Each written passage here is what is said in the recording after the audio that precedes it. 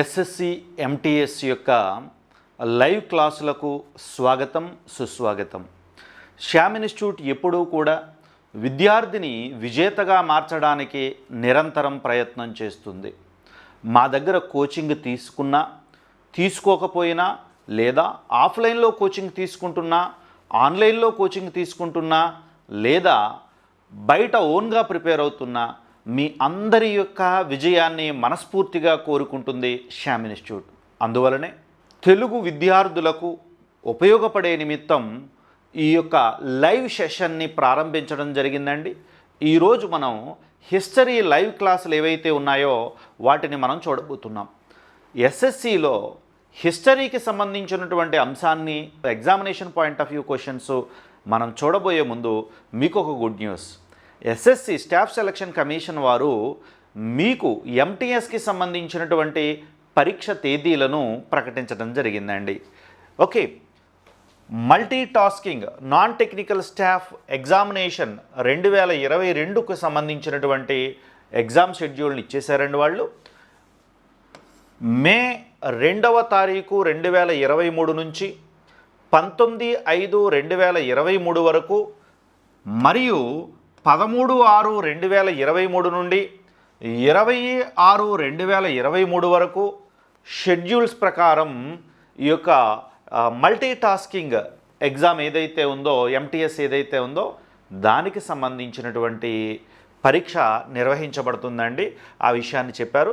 ఎప్పటికప్పుడు మీరు ఒకసారి వెబ్సైట్ చూడండి. మీకు దానికి సంబంధించినటువంటి ఇతర అంశాలు ఏవైతే ఉన్నాయో వాటన్నిటినీ కూడా తెలియజేస్తామని చెప్పి స్టాఫ్ సెలక్షన్ కమిషన్ బోర్డు ఏదైతే ఉందో అది చెప్పడం జరిగింది. కాబట్టి విద్యార్థులారా, ఇంకా ఎప్పుడు పెడతాడు ఎగ్జాము అనేసి మీరు ఆందోళన చెందుతూ ఉంటే ఇంకా చాలా కాలం ఉందలే అని చెప్పి నిర్లక్ష్యం వహించడం అనేది సరైన పద్ధతి కాదు. ఎందుకు అని చెప్పేసి అంటే మీకు మార్చి నెల ఇప్పుడు అయిపోయినట్టే. కాబట్టి ఏప్రిల్ 1 నెల మాత్రమే ఉందండి. మే 2వ తారీఖు నుంచి ఈ యొక్క ఎగ్జామ్ స్టార్ట్ అయిపోతుంది. అంటే ఈ నెల రోజులు మీరు ఇక ఇదే ప్రపంచం అని చెప్పి చదవండి. ఎవరైతే కానిస్టేబుల్ ప్రిలిమ్స్ క్వాలిఫై అవ్వలేదో, ఎస్ఐ ప్రిలిమ్స్ క్వాలిఫై అవ్వలేదో అలాంటి విద్యార్థులందరూ కూడా ఎస్ఎస్సి మీద దృష్టి పెట్టడం అనేటువంటిది జరిగింది. ఓకే, కాబట్టి మీరు ఏ ఎగ్జాములు రాస్తున్నా సరే దీన్ని కూడా ఒక ట్రాక్గా పెట్టుకుని చదవండి. ఓకే, సో మీరు already constable SI prelims qualify అయిపోయి చదువుతూ ఉంటే ఈ ఎగ్జామ్ కూడా క్యాజువల్గా రాయండి.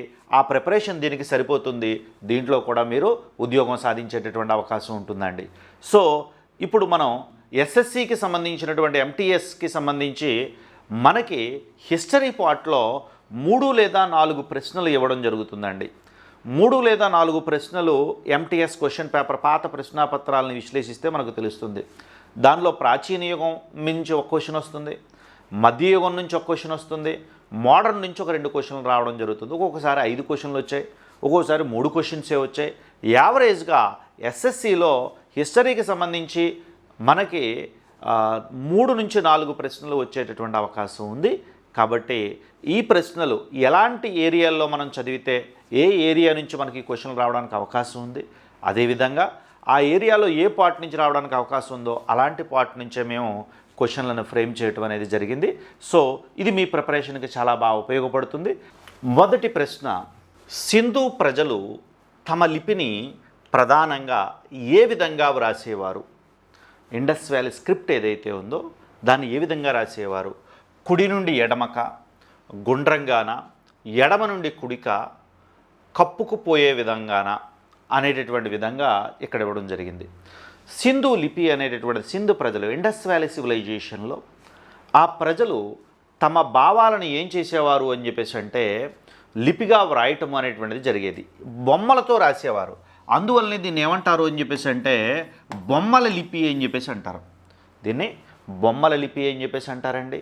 అంతేకాకుండా ఈ లిపి ఒక సర్పం ఏ విధంగా అయితే వెళుతుందో అలా ఈ లిపి వెళుతుంది.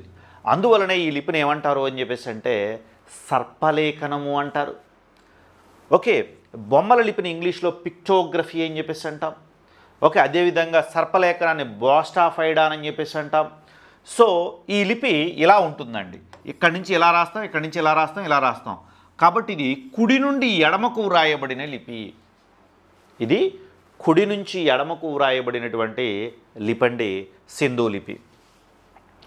నెక్స్ట్, ఈ క్రింది వాటిని సక్రమంగా జతపరచండి అని చెప్పేసి అన్నారు.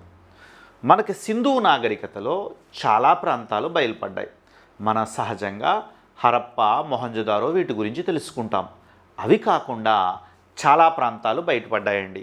చూడండి ఒకసారి క్వశ్చన్, మీకు ఆన్సర్ తెలిస్తే పెట్టండి.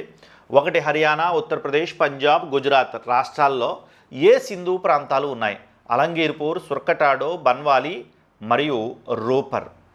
ఓకే, సో చూడండి, ఈ యొక్క హర్యానా ఏదైతే ఉందో హర్యానాలో బన్వాలి ఉందండి. బన్వాలీకి సంబంధించి మనం చెబుతూ ఉంటాం ఏమిటి అంటే పూర్తి గ్రామీణ వాతావరణం కలిగినటువంటి ప్రాంతం ఇది. ఓకే, అదేవిధంగా ఇది వృత్తాకారంలో నిర్మించబడినటువంటి గ్రామం ఇది అని చెప్పేసి మనం చెప్పుకుంటాం. నెక్స్ట్, ఉత్తరప్రదేశ్లో అలంగీర్పూర్ ఉందండి. అలంగీర్పూర్ ఉత్తరప్రదేశ్లో ఉందండి. నెక్స్ట్, ఈ యొక్క పంజాబ్లో రోపర్ ఏదైతే ఉందో రోపర్ ఉందండి. రోపర్ పంజాబ్లో ఉందండి. నెక్స్ట్, గుజరాత్ ఏదైతే ఉందో గుజరాత్లో సుర్కటాడో ఉంది. గుర్రం ఏదైతే ఉందో గుర్రం అనేటటువంటిది హార్స్ సింధు ప్రజలకు తెలియదు, కానీ గుర్రం యొక్క అవశేషాలు ఎక్కడ లభ్యమయ్యాయి అని చెప్పేసి అంటే ఈ యొక్క గుజరాత్ ఏదైతే ఉందో గుజరాత్లో లభ్యం కావడం జరిగిందండి. ఓకే, ఏకి 3 అండి. ఏకి 3. బి ఏదైతే ఉందో ఏకి 3 మనకి ఆప్షన్ 2 చోట్ల ఉంది. నెక్స్ట్, బి ఏదైతే ఉందో బికి 1 అండి. నెక్స్ట్, సికి 4, డికి 2. సో ఆన్సర్ వచ్చి 1 అండి ఆన్సర్. ఓకే, నెక్స్ట్, న్యాయ దర్శనాన్ని ఎవరు ప్రచారం చేశారు? షడ్ధర్మాలు లేదా దర్శనాలు అని చెప్పి వేద నాగరికతలో ఉంటుంది. ఓకే, న్యాయ దర్శనం, యోగ దర్శనం ఇలా. సో న్యాయ దర్శనం ఏదైతే ఉందో న్యాయ దర్శనాన్ని మనకి గౌతమి ఎవరైతే ఉన్నారో గౌతమి ప్రచారం చేయడం జరిగిందండి. సంఖ్యా దర్శనం లేదా సంఖ్యాశాస్త్రాన్ని కపిలుడు ఎవరైతే ఉన్నాడో కపిలుడు ప్రచారం చేయడం జరిగిందండి. సో ఆన్సర్ వచ్చి 1 అండి. నెక్స్ట్, భగవద్గీతను ఇంగ్లీష్లోకి అనువదించినది ఎవరు? భగవద్గీత ఏదైతే ఉందో ఈ భగవద్గీత మహాభారతంలో భాగంగా ఆవిర్భవించింది. మహాభారతంలోని 6వ పర్వమైనటువంటి భీష్మ పర్వం ఏదైతే ఉందో భీష్మ పర్వంలో భగవద్గీత ఆవిర్భవించిందండి. ఓకే, ఈ భగవద్గీతను ఇంగ్లీష్లోకి అనువదించింది ఎవరు అని చెప్పేసి అంటే ఈ యొక్క చార్లెస్ విల్కిన్స్ ఎవరైతే ఉన్నాడో చార్లెస్ విల్కిన్స్ ఇంగ్లీష్లోకి అనువదించడం అనేది జరిగిందండి. చార్లెస్ విల్కిన్స్ అనువదించిన తర్వాత 1785లో అనువదిస్తాడు. దీని ముందు మాటని ఎవరి చేత రాయించాడు అంటే వారెన్ హెస్టింగ్స్తో రాయించాడు. దీని ముందు మాటను వారెన్ హెస్టింగ్స్ ఎవరైతే ఉన్నాడో వారెన్ హెస్టింగ్స్తో వ్రాయించడం జరుగుతుందండి. ఓకే, దారా షూకో ఈ భగవద్గీతని పర్షియన్ భాషలోకి అనువదించాడు. భగవద్గీతని పర్షియన్ భాషలోకి అనువదించింది ఎవరు అని చెప్పేసి అంటే దారా షూకో ఎవరైతే ఉన్నాడో దారా షూకో అనువదించడం జరిగిందండి. నెక్స్ట్, వేదకాలము నాటి రాజకీయ వ్యవస్థ క్రమాన్ని సరైన క్రమంలో గుర్తించండి. చూడండి ఆన్సర్ చూడండి ఏమిటో. వేదకాలము నాటి రాజకీయ వ్యవస్థా క్రమాన్ని సరైన క్రమంలో గుర్తించండి అని చెప్పేసి అన్నారు. కుల, విస్, గ్రామ, జన, విస్, గ్రామ, కుల. విస్, కుల, జన, గ్రామ, గ్రామ, జన, కుల, విస్. ఓకే, చూడండి, వేదకాలంలో కుటుంబానికి పెద్ద ఎవరు అంటే తండ్రి. ఎవరండి? తండ్రి. ఓకే, అందుకని వీళ్ళది పితృస్వామిక కుటుంబ వ్యవస్థ. ఓకే, కొన్ని కుటుంబం యొక్క పెద్ద తండ్రి కాబట్టి కుటుంబాన్ని ఏమంటారు అని చెప్పేసి అంటే కుల అని చెప్పేసి అంటారు. కొన్ని కుల అంటే కొన్ని కుటుంబాలు కలవటం వల్ల ఏమవుతుంది అని చెప్పేసి అంటే గ్రామం ఏర్పడుతుందండి. గ్రామానికి పెద్ద ఎవరు అంటే గ్రామిణి. కొన్ని గ్రామాలు కలవటం వల్ల విస్ ఏర్పడుతుందండి. విస్కి పెద్ద విస్పతి. కొన్ని విస్లు కలవటం వల్ల జన ఏర్పడుతుందండి. జనకు పెద్ద రాజన్. ఓకే, చూడండి, కొన్ని కుటుంబం ఏదైతే ఉందో కుటుంబానికి పెద్ద తండ్రి, కుటుంబానికి కుల అని చెప్పేసి అంటాం. ఓకే, నెక్స్ట్ కొన్ని కుటుంబాలు కలవటం వల్ల గ్రామం ఏర్పడుతుంది. గ్రామానికి పెద్ద గ్రామిణి. కొన్ని గ్రామాలు కలవటం వల్ల విస్ ఏర్పడుతుంది. విస్కి పెద్ద విస్పతి. కొన్ని విస్లు కలవటం వల్ల జన ఏర్పడుతుంది. జనక పెద్ద జనపదము లేదా జనక పెద్ద ఎవరు అంటే రాజన్. ఈ ఆర్డర్ ఎక్కడుందో ఒకసారి చూడండి. సో జన, విస్, గ్రామ, కుల అనేటటువంటి కరెక్ట్ ఆర్డర్ మనకి ఎక్కడొచ్చింది అని చెప్పేసి అంటే ఆప్షన్ 2లో వచ్చిందండి. కాబట్టి ఆన్సర్ వచ్చి 2 అండి. Next 6th question. గాయత్రి మంత్రము ఎవరికి సంబంధించినది చెప్పండి. సావిత్రీదేవ, దుర్గాదేవ, గాయత్రీదేవ, శారదాదేవ, ఎవరు? ఆన్సర్ చెప్పండి. చూడండి, గాయత్రి మంత్రము అనేటటువంటిది, గాయత్రి మంత్రం అనేది ఋగ్వేదంలో ఉంది. గతంలో ఎంటీఎస్ క్వశ్చన్ అండి ఇది. గాయత్రి మంత్రం ఏ వేదంలో ఉందనేది ఎంటీఎస్లో ఆల్రెడీ క్వశ్చన్ వచ్చింది ఇది. ఈ గాయత్రి మంత్రంలో ఎవరిని ఆరాధించడం జరుగుతుంది అని చెప్పేసి అంటే ఈ యొక్క గాయత్రి మంత్రం ఏదైతే ఉందో గాయత్రి మంత్రంలో ఎవరిని ఆరాధించడం జరుగుతుంది అని చెప్పేసి అంటే సావిత్రిదేవి ఎవరైతే ఉన్నారో సావిత్రిదేవిని ఆరాధించటం అనేటువంటిది జరుగుతుంది. సూర్య నమస్కార సందర్భంలో దీన్ని ఆలపించడం జరుగుతుంది. సావిత్రిదేవి ఎవరైతే ఉన్నారో సావిత్రిదేవిని ఆరాధించడం అనేది జరుగుతుందండి. ఆన్సర్ వచ్చి 4 అండి. గోముటేశ్వరుని విగ్రహము ఇచ్చుట కలదు చెప్పండి ఆన్సరు. మంగళవనం, మైసూర్, శ్రావణబెళగొళ, బీదర్. ఎక్కడుందండి? గోముటేశ్వరుడు ఒరిజినల్గా జైన మతానికి చెందినటువంటి వ్యక్తి. గతంలో క్వశ్చన్ కూడా వచ్చింది అది.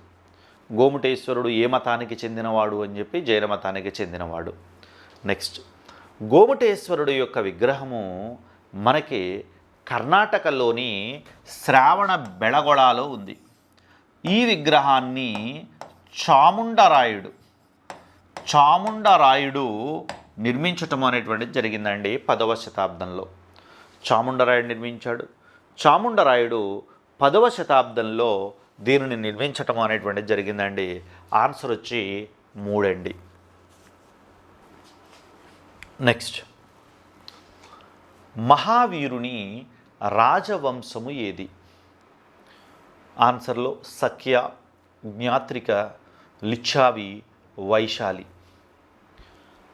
మహావీరుడు జైన మతానికి చెందినటువంటి 24వ తీర్థాంకరుడు వర్ధమాన మహావీరుడు. ఇతడి గుర్తు ఏమిటి అంటే సింహం. ఓకే, ఇతడు ఈ యొక్క జ్ఞాత్రిక వంశానికి చెందినవాడండి. జ్ఞాత్రిక వంశానికి చెందినవాడు. బుద్ధుడైతే సఖ్య వంశానికి చెందినవాడు. వర్ధమాన మహావీరుడు జ్ఞాత్రిక వంశ క్షత్రియుడు. ఓకే, సిద్ధార్థుడు మరియు త్రిశాలాదేవి ఇతని యొక్క తల్లిదండ్రులండి. ఓకే, సో మహావీరుడు వర్ధమాన మహావీరుడు ఎవరైతే ఉన్నాడో ఇతడు జ్ఞాత్రిక వంశ క్షత్రియుడు. నెక్స్ట్, అష్టాంగ మార్గమును ఇతడు చెందినవాడు. అంటే అష్టాంగ మార్గాలు ఎవరికి చెందినవి అని చెప్పేసి అడగడం జరుగుతుందండి. సో అష్టాంగ మార్గాలు ఏవైతే ఉన్నాయో ఇవి బుద్ధుడికి సంబంధించినవి. ఓకే, ఇక్కడ మీరు తెలుసుకోవాల్సిన అంశం ఏంటంటే బుద్ధుడు 4 ఆర్య సత్యాలను బోధించాడు. 4 ఆర్య సత్యాలను బోధించాడు. సారనాథ్ వద్ద తన 5 శిష్యులతో ఏమంటాడంటే ప్రపంచమంతా దుఃఖమయం, అన్ని దుఃఖాలకి కారణము కోర్కెలు. ఈ కోర్కెలు ఏవైతే ఉన్నాయో కోర్కెలను నివారించటం కోసం 8 అష్టాంగ మార్గాలను నేను బోధిస్తున్నాను అని చెప్పి 8 అష్టాంగ మార్గాలను సరైనటువంటి దృష్టి, సరైన ఆలోచన, సరైన లక్ష్యం, ధ్యానం చేయటం, ఇలాంటివన్నిటినీ కలిపి ఒక 8 అష్టాంగ మార్గాలు బోధించడం జరుగుతుందండి ఈ యొక్క మన బుద్ధుడు ఎవరైతే ఉన్నాడో బుద్ధుడు అండి. సో ఇది బుద్ధుడు అష్టాంగ మార్గాలు అనేవి బుద్ధుడికి సంబంధించినవి. నెక్స్ట్, దరసామ ఉప్పు డిపోపై దాడి చేసింది ఎవరు? అసలు ఈ దరసామ ఉప్పు డిపో ఏమిటి అనే విషయాన్ని మనం ఒకసారి చూసినట్లయితే మనకి శాసన ఉల్లంఘన ఉద్యమం లేదా ఉప్పు సత్యాగ్రహము ఎప్పటి నుంచి ఎప్పుడు దాకా జరిగిందండి? శాసన ఉల్లంఘన ఉద్యమం లేదా ఉప్పు సత్యాగ్రహము అనేటటువంటిది 1930 నుంచి 34 వరకు జరిగింది. ఈ శాసన ఉల్లంఘన ఉద్యమం లేదా ఉప్పు సత్యాగ్రహం ఏదైతే ఉందో, ఈ శాసన ఉల్లంఘన ఉద్యమం లేదా ఉప్పు సత్యాగ్రహంలో ఈ యొక్క గుజరాత్లో ఉప్పు సత్యాగ్రహానికి నాయకత్వం వహించినటువంటి అబ్బాస్ త్యాబ్జీ తర్వాత సరోజినీ నాయుడు ఎవరైతే ఉన్నారో సరోజినీ నాయుడు ఏం చేశారు అని చెప్పేసి అంటే 1930 మే 21వ తారీఖున ఈ యొక్క దరసామ ఉప్పు డిపో ఏదైతే ఉందో ఆ ఉప్పు డిపో మీద దాడి చేయటం అనేటువంటిది జరిగిందండి. సో ఈ దాడిని ఈ యొక్క యునైటెడ్ ప్రెస్ విలేకరి, అమెరికాకు చెందిన యునైటెడ్ ప్రెస్ విలేకరి అయినటువంటి వెబ్ మిల్లార్ అనేటటువంటి వాడు వర్ణించడం జరిగిందండి ఈ దాడిని. సో ఇది ఈ యొక్క దరసామ ఉప్పు డిపో ఏదైతే ఉందో ఉప్పు డిపో మీద దాడికి సంబంధించి సరోజినీ నాయుడు గారు చేశారు. ఈవెన్ ఉప్పు సత్యాగ్రహ రాణి అంటారు, నైటాంగిల్ ఆఫ్ ఇండియా అంటారు, భారత కోకిల అంటారు. సరోజినీ నాయుడు గారు ఎవరైతే ఉన్నారో సరోజినీ నాయుడు గారు ఈ సందర్భంగా ఉప్పు సత్యాగ్రహ కాలంలో ఇచ్చిన నినాదం ఏమిటి అంటే భారతదేశ గౌరవం మీ చేతుల్లో ఉంది అనే నినాదం ఇవ్వడం జరిగిందండి. ఓకే, సో ఈ విధంగా ఈ యొక్క 10వ క్వశ్చన్కి ఆన్సర్ వచ్చి సరోజినీ నాయుడు అండి. 3 ఆన్సర్ అండి. ఈ క్రింది వాటిని జతపరచండి అని చెప్పేసి అన్నారు. చూడండి, వెవెల్ plan, cabinet mission plan, August offer, క్రిప్స్ machine 1945, 1940, 1942. Okay, so మీరు ఒకసారి కీ పెట్టుకోండి. ఒకసారి ఇలాంటి మ్యాచింగ్ క్వశ్చన్లకి మనం ఆన్సర్ చేయగలిగితే ఎలాంటి క్వశ్చన్కైనా ఆన్సర్ చేసేయచ్చు. ఓకే, చూడండి. First, Wavell plan. Lord Wavell 1945లో వెవెల్ ప్లాన్ అనేటువంటిది తీసుకురావడం జరిగింది. సో ఆన్సర్ ఏకి రెండు ఆప్షన్స్ ఉన్నాయి. క్యాబినెట్ మిషన్ ప్లాన్ అనేటటువంటిది 1946లో రావడం జరిగిందండి. క్యాబినెట్ మిషన్ ప్లాన్లో ఈ యొక్క లారెన్స్, క్రిప్స్, అలెగ్జాండర్ ముగ్గురు సభ్యులుగా క్యాబినెట్ హోదా కలిగినటువంటి సభ్యులు ఉండడం జరిగిందండి. సో బీకి వచ్చే ఆన్సర్ ఒకటే అండి. ఆగస్ట్ ఆఫర్ అనే 1940 ఆగస్ట్ 8వ తారీఖున లిత్ గో ఇవ్వడం జరిగింది. ఆనాటి వైస్రాయ్ లిత్ గో ఇవ్వడం జరిగింది. కాబట్టి ఆన్సర్ 3. నెక్స్ట్, క్రిప్స్ మిషన్ 1942లో వచ్చిందండి. సో సికి 3, డికి 4. ఓకే, సో ఆన్సర్ వచ్చి మనకి 1 ఆన్సరు. ఓకే, సో ఈ దీంట్లో మనకి ఆల్రెడీ ఆగస్ట్ ఆఫర్ ఏదైతే ఉందో ఆగస్ట్ ఆఫర్ ఎస్ఎస్సి ఎంటీఎస్లో గతంలో వచ్చిన క్వశ్చన్ అది. నెక్స్ట్, ఏ సంవత్సరం మహాత్మా గాంధీ బెల్గాంలో జరిగిన కాంగ్రెస్ సమావేశానికి అధ్యక్షత వహించాడు? గతంలో ఎంటీఎస్ క్వశ్చన్ ఏమిటో తెలుసా? గాంధీ ఈ క్రింది సమావేశాల్లో ఏ సమావేశానికి అధ్యక్షత వహించాడు అని అడిగాడు. ఓకే, సో సూరత్తా, కలకత్తానా, బెల్గామా ఇలా 4 ఆప్షన్స్ ఇచ్చాడు. అందుకని ఈ క్వశ్చన్ ఫ్రేమ్ చేశాను నేను. బెల్గాం సమావేశానికి గాంధీ అధ్యక్షత వహించాడు. ఇది కర్ణాటకలో ఉందండి. అయితే ఆ బెల్గాం సమావేశం ఎప్పుడు జరిగింది చెప్పండి? 1924లో జరిగిందండి. 1924లో జరిగినటువంటి బెల్గాం కాంగ్రెస్ సమావేశానికి అధ్యక్షత వహించటం అనేటువంటిది జరిగిందండి. నెక్స్ట్, స్వరాజ్య పార్టీని 1923లో స్థాపించినది ఎవరు? బాలంగాధర్ తిలక్, గాంధీ, సిఆర్ దాస్, మోతీలాల్ నెహ్రూ. కిందన ఆన్సర్ ఇచ్చాడు బీసీయా, ఏబీయా, బిఏనా, సిడీనా అని చెప్పేసి. చెప్పండి ఆన్సర్లు చెప్పండి అమ్మా. చూడండి, 1923 జనవరి 1వ తారీఖున కాంగ్రెస్ ఖిలాఫత్ స్వరాజ్య పార్టీ అనేటటువంటి పార్టీని స్థాపించడం జరిగింది. చిత్తరంజన్ దాస్ అధ్యక్షుడిగా, మోతీలాల్ నెహ్రూ కార్యదర్శిగా ఇది స్థాపించటం అనేటువంటి జరిగిందండి. అంటే ఆన్సర్ వచ్చి సిడి అండి. వీళ్ళు ఎందుకు స్థాపించారు స్వరాజ్య పార్టీని అని చెప్పేసి అంటే, స్వరాజ్య పార్టీ లక్ష్యం ఏమిటి అంటే ఎన్నికలలో పాల్గొని ప్రజోపయోగ చట్టాలు తీసుకురావటం, శాసనసభల్లో అడుగుపెట్టి ప్రజోపయోగ చట్టాలు తీసుకురావటం. అందువలన వీళ్ళని ఏమంటారు అంటే సంచార దేశభక్తులు అని చెప్పేసి అంటారు. సంచార దేశభక్తులు, వీరిది గమనంతో కూడిన దేశభక్తిగా చెప్పటం అనేది జరుగుతుందండి. సో ఆన్సర్ వచ్చి 4 అండి ఆన్సరు. ఓకే, సో 13కి ఆన్సర్ 4 అండి. Next, conquest of self, the story of my experiments with truth వంటి గ్రంథాలను రచించింది ఎవరు? Okay, the story of my experiments with truth, సత్యంతో నా అనుభవాలు.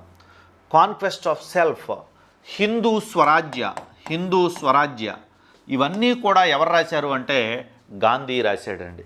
గాంధీ గారు రాయడం జరిగిందండి. మై ఎక్స్పెరిమెంట్స్ విత్ ట్రూత్ అనేది ఆయన యొక్క ఆత్మకథ.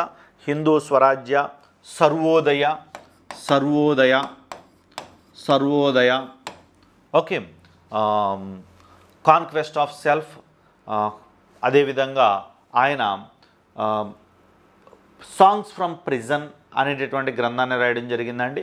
సో ఇలా గాంధీ గారు చాలా అద్భుతమైనటువంటి కీ టు హెల్త్, ఆరోగ్యానికి తాళం చెవి, కీ టు హెల్త్ కూడా గాంధీ గారు రాశారు.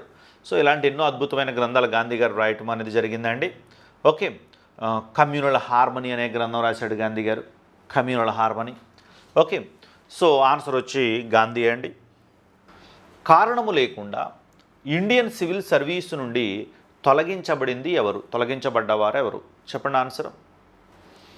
ఇండియన్ సివిల్ సర్వీసులకి సెలెక్ట్ అయిన మొదటి వ్యక్తి ఎవరు అని చెప్పేసి అంటే సత్యేంద్రనాథ్ ఠాగూర్, మొదటి భారతీయుడు సత్యేంద్రనాథ్ ఠాగూర్ గారండి. ఓకే, తొలగించబడినటువంటి మొదటి వ్యక్తి ఎవరు అని క్వశ్చన్ ఇక్కడ. తొలగించబడిన మొదటి వ్యక్తి ఎవరు అంటే సురేంద్రనాథ్ బెనర్జీ, ఎస్ఎన్ బెనర్జీ. సురేంద్రనాథ్ బెనర్జీ గారు జాతీయ ఉద్యమంలో పాల్గొంటున్నాడు. ఇండియన్ అసోసియేషన్ అనే సంస్థను 1876లో స్థాపించాడు. అందువలన ఆయన సివిల్ సర్వీస్ నుంచి తొలగించడం జరిగింది. ఓకే, సురేంద్రనాథ్ బెనర్జీని సిల్వర్ టంగ్ ఆపరేటర్ అంటాం, ఇండియన్ సిసిరో అని చెప్పేసి అంటాం. అదేవిధంగా ఆయన ఇండియన్ డెమస్తనీస్, బెంగాల్కి కిరీటము లేనటువంటి రాజు, ఓకే, దేశభక్త, రాష్ట్రగురు, ఇలాంటి ఎన్నో బిరుదులు సురేంద్రనాథ్ బెనర్జీ గారికి ఉన్నాయండి. సో ఆయన సివిల్ సర్వీస్ నుంచి తొలగించబడిన మొదటి భారతీయుడైన. సైమన్ కమిషన్ను భారతీయులు ఎదిరించడానికి కారణం ఏమిటి? మనకి సైమన్ కమిషన్ అనేటటువంటిది 1927లో స్థాపించబడింది, ఎస్టాబ్లిష్ అయింది, 28లో వచ్చింది. ఎందుకు స్థాపించబడిందంటే 1919 భారత ప్రభుత్వ చట్టాన్ని సమీక్షించటం కోసం అది ఎస్టాబ్లిష్ అయ్యింది. ఇంతకీ దాన్ని ఎదిరించడానికి కారణాలు ఏమిటి అని క్వశ్చన్. చూడండి, అక్కడ మనకి గాంధీని అరెస్ట్ చేయటం, నెక్స్ట్ జలియన్ వాలాబాగ్ సంఘటన, రామ్ ప్రసాద్ బిస్మల్ని ఉరితీయటం కోసం, కమిషన్లో ఒక భారతీయుడు సభ్యునిగా లేనందుకు. ఎందుకు భారతీయులు ఎదిరించారు అని చెప్పేసి అంటే కమిషన్లో ఒక్కడూ భారతీయుడు సభ్యుడిగా లేడు. 6+1 = 7, 7 సభ్యులు ఉన్నారు. 7లో ఒక్కడు కూడా భారతీయుడు సభ్యుడిగా లేడు. అందువలన సైమన్ కమిషన్ని కాంగ్రెస్, భారతీయులు వ్యతిరేకించడం అనేది జరిగింది. సైమన్ గో బ్యాక్ అనే నినాదాన్ని ఇవ్వటం జరిగిందండి. ఓకే, ఆన్సర్ వచ్చి 4 అండి. నెక్స్ట్, వ్యక్తిగత సత్యాగ్రహము ప్రారంభించినది ఎవరు? వ్యక్తిగత సత్యాగ్రహం ఇండివిడ్యువల్ సత్యాగ్రహాన్ని 1940 అక్టోబర్ 17వ తారీఖున గాంధీ గారు స్టార్ట్ చేశారు. అయితే గాంధీ గారు ఏం చేశారంటే వ్యక్తిగత సత్యాగ్రహం ప్రారంభించడానికి ఒక సత్యాగ్రహిని ఎంచుకున్నారు. మొదటి సత్యాగ్రహిగా ఎవరిని ఎంచుకున్నారు అని చెప్పేసి అంటే ఆచార్య వినోబా భావే. ఆచార్య వినోబా భావే వ్యక్తిగత సత్యాగ్రహంలో పాల్గొని అరెస్ట్ అయినటువంటి మొదటి వ్యక్తి. ఎవరి ద్వారా ప్రారంభించబడిందంటే ఆచార్య వినోబా భావే ద్వారా. దాన్ని ప్రారంభించినది గాంధీ అయినప్పటికీ ఆయన మొదట అరెస్ట్ అయింది ఆయన. నెక్స్ట్ రెండో వ్యక్తి ఎవరు అంటే జవహర్లాల్ నెహ్రూ, అరెస్ట్ అయిన రెండో వ్యక్తి. ఓకే, ఆన్సర్ వచ్చి 4 అండి. నెక్స్ట్ సరిహద్దు గాంధీగా ప్రసిద్ధి చెందినది ఎవరు? మనకు ఆల్రెడీ ఇది ఎస్ఎస్సి ఓల్డ్ క్వశ్చన్ ఇది. సరిహద్దు గాంధీ అని, ఫ్రాంటనీర్ గాంధీ అని, సరిహద్దు గాంధీ, ఫ్రాంటనీర్ గాంధీ, బాదుషా ఖాన్ ఈ బిరుదులు ఎవరికి ఉన్నాయి అని చెప్పేసి అంటే ఖాన్ అబ్దుల్ గఫూర్ ఖాన్కు ఉన్నాయండి. ఈయన ఖుదాయే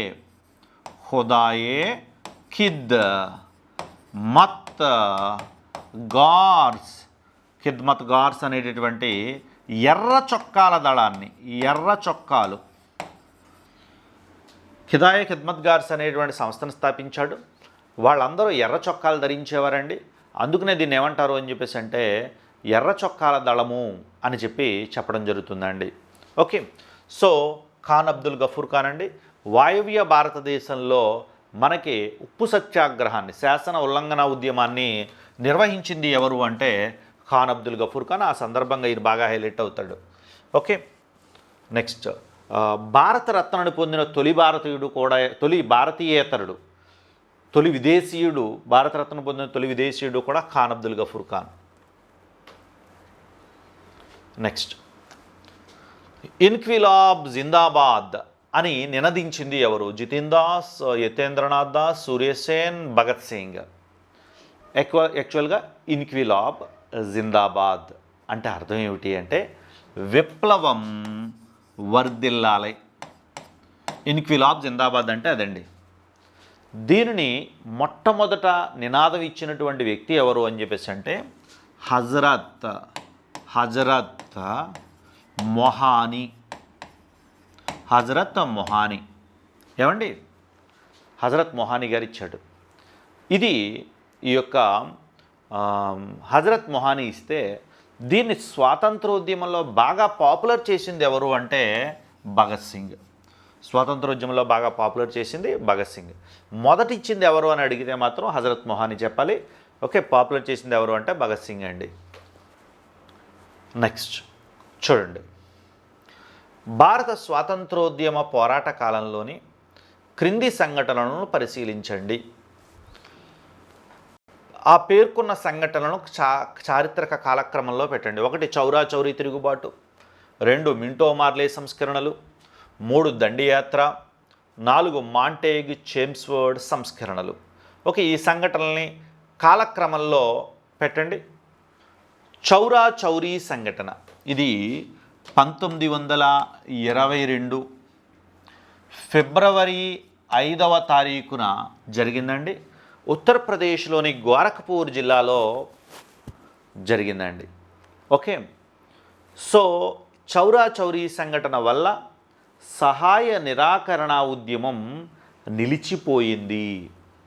ఓకేనండి. నెక్స్ట్ మింటో మార్లే సంస్కరణలు 1909. మింటో మార్లే సంస్కరణలు 1909. మింటో మార్లే సంస్కరణల వల్ల ముస్లింలకు శాసనసభలలో రిజర్వేషన్లు కల్పించడం జరిగింది.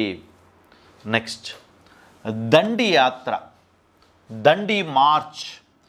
దండి యాత్ర 1930 మార్చి 12 నుంచి ఏప్రిల్ 6 వరకు జరిగింది. ఓకే, దండి యాత్ర ఏదైతే ఉందో సబర్మతి నుండి దండి వరకు జరిగింది. దీనినే దండి మార్చ్ అని చెప్పేసి అంటాం. ఉప్పు సత్యాగ్రహం దాంతోనే ప్రారంభమవుతుంది.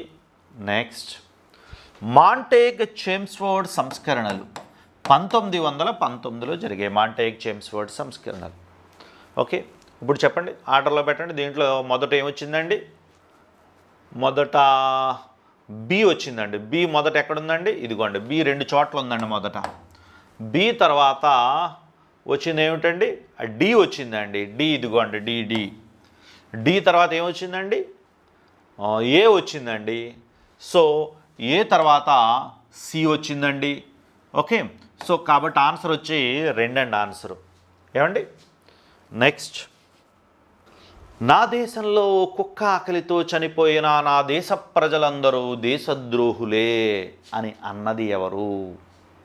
చూడండి ఎంత అద్భుతమైన కొటేషను.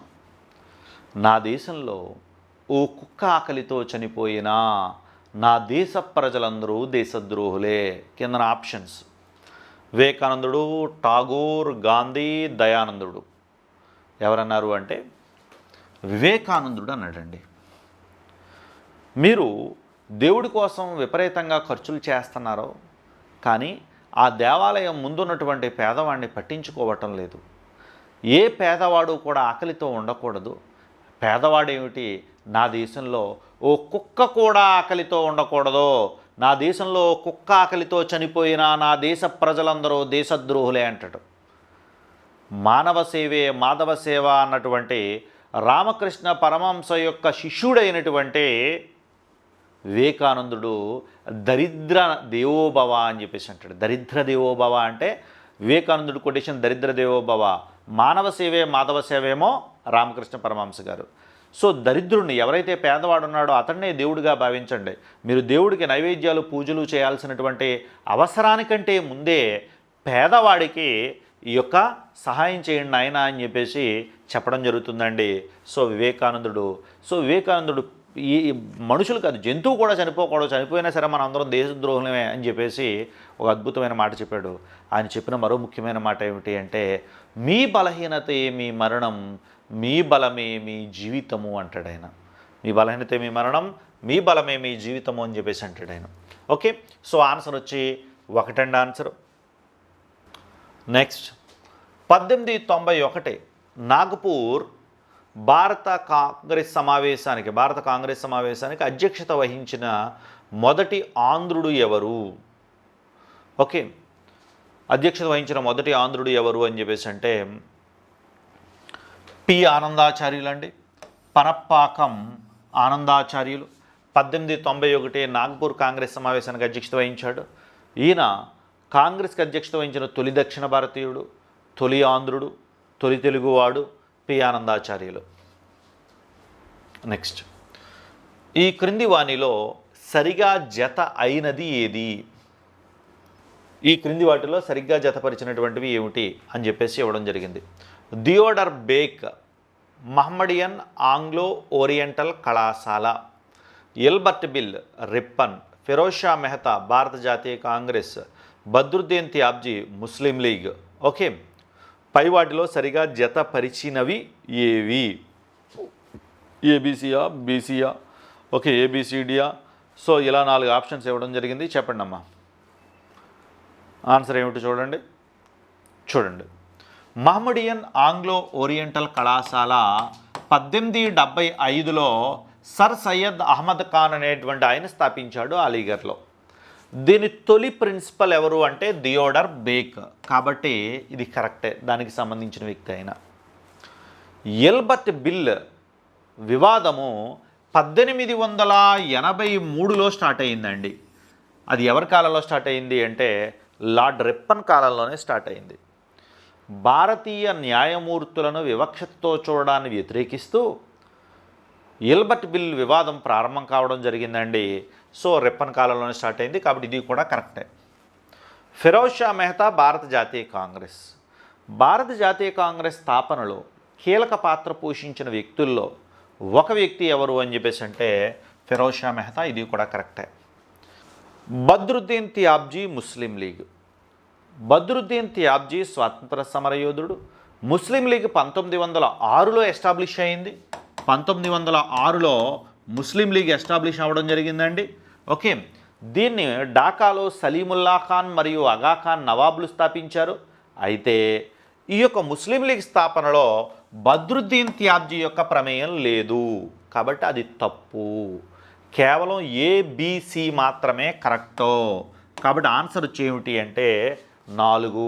ఎంతమంది చెప్పారంటే కరెక్ట్ ఆన్సరు చూసుకోండి ఒకసారి. ఆన్సర్ 4 అండి. ఈ క్రింది జరిగిన సంఘటనలో ఒక పద్ధతిలో కాలక్రమంగా అమర్చండి.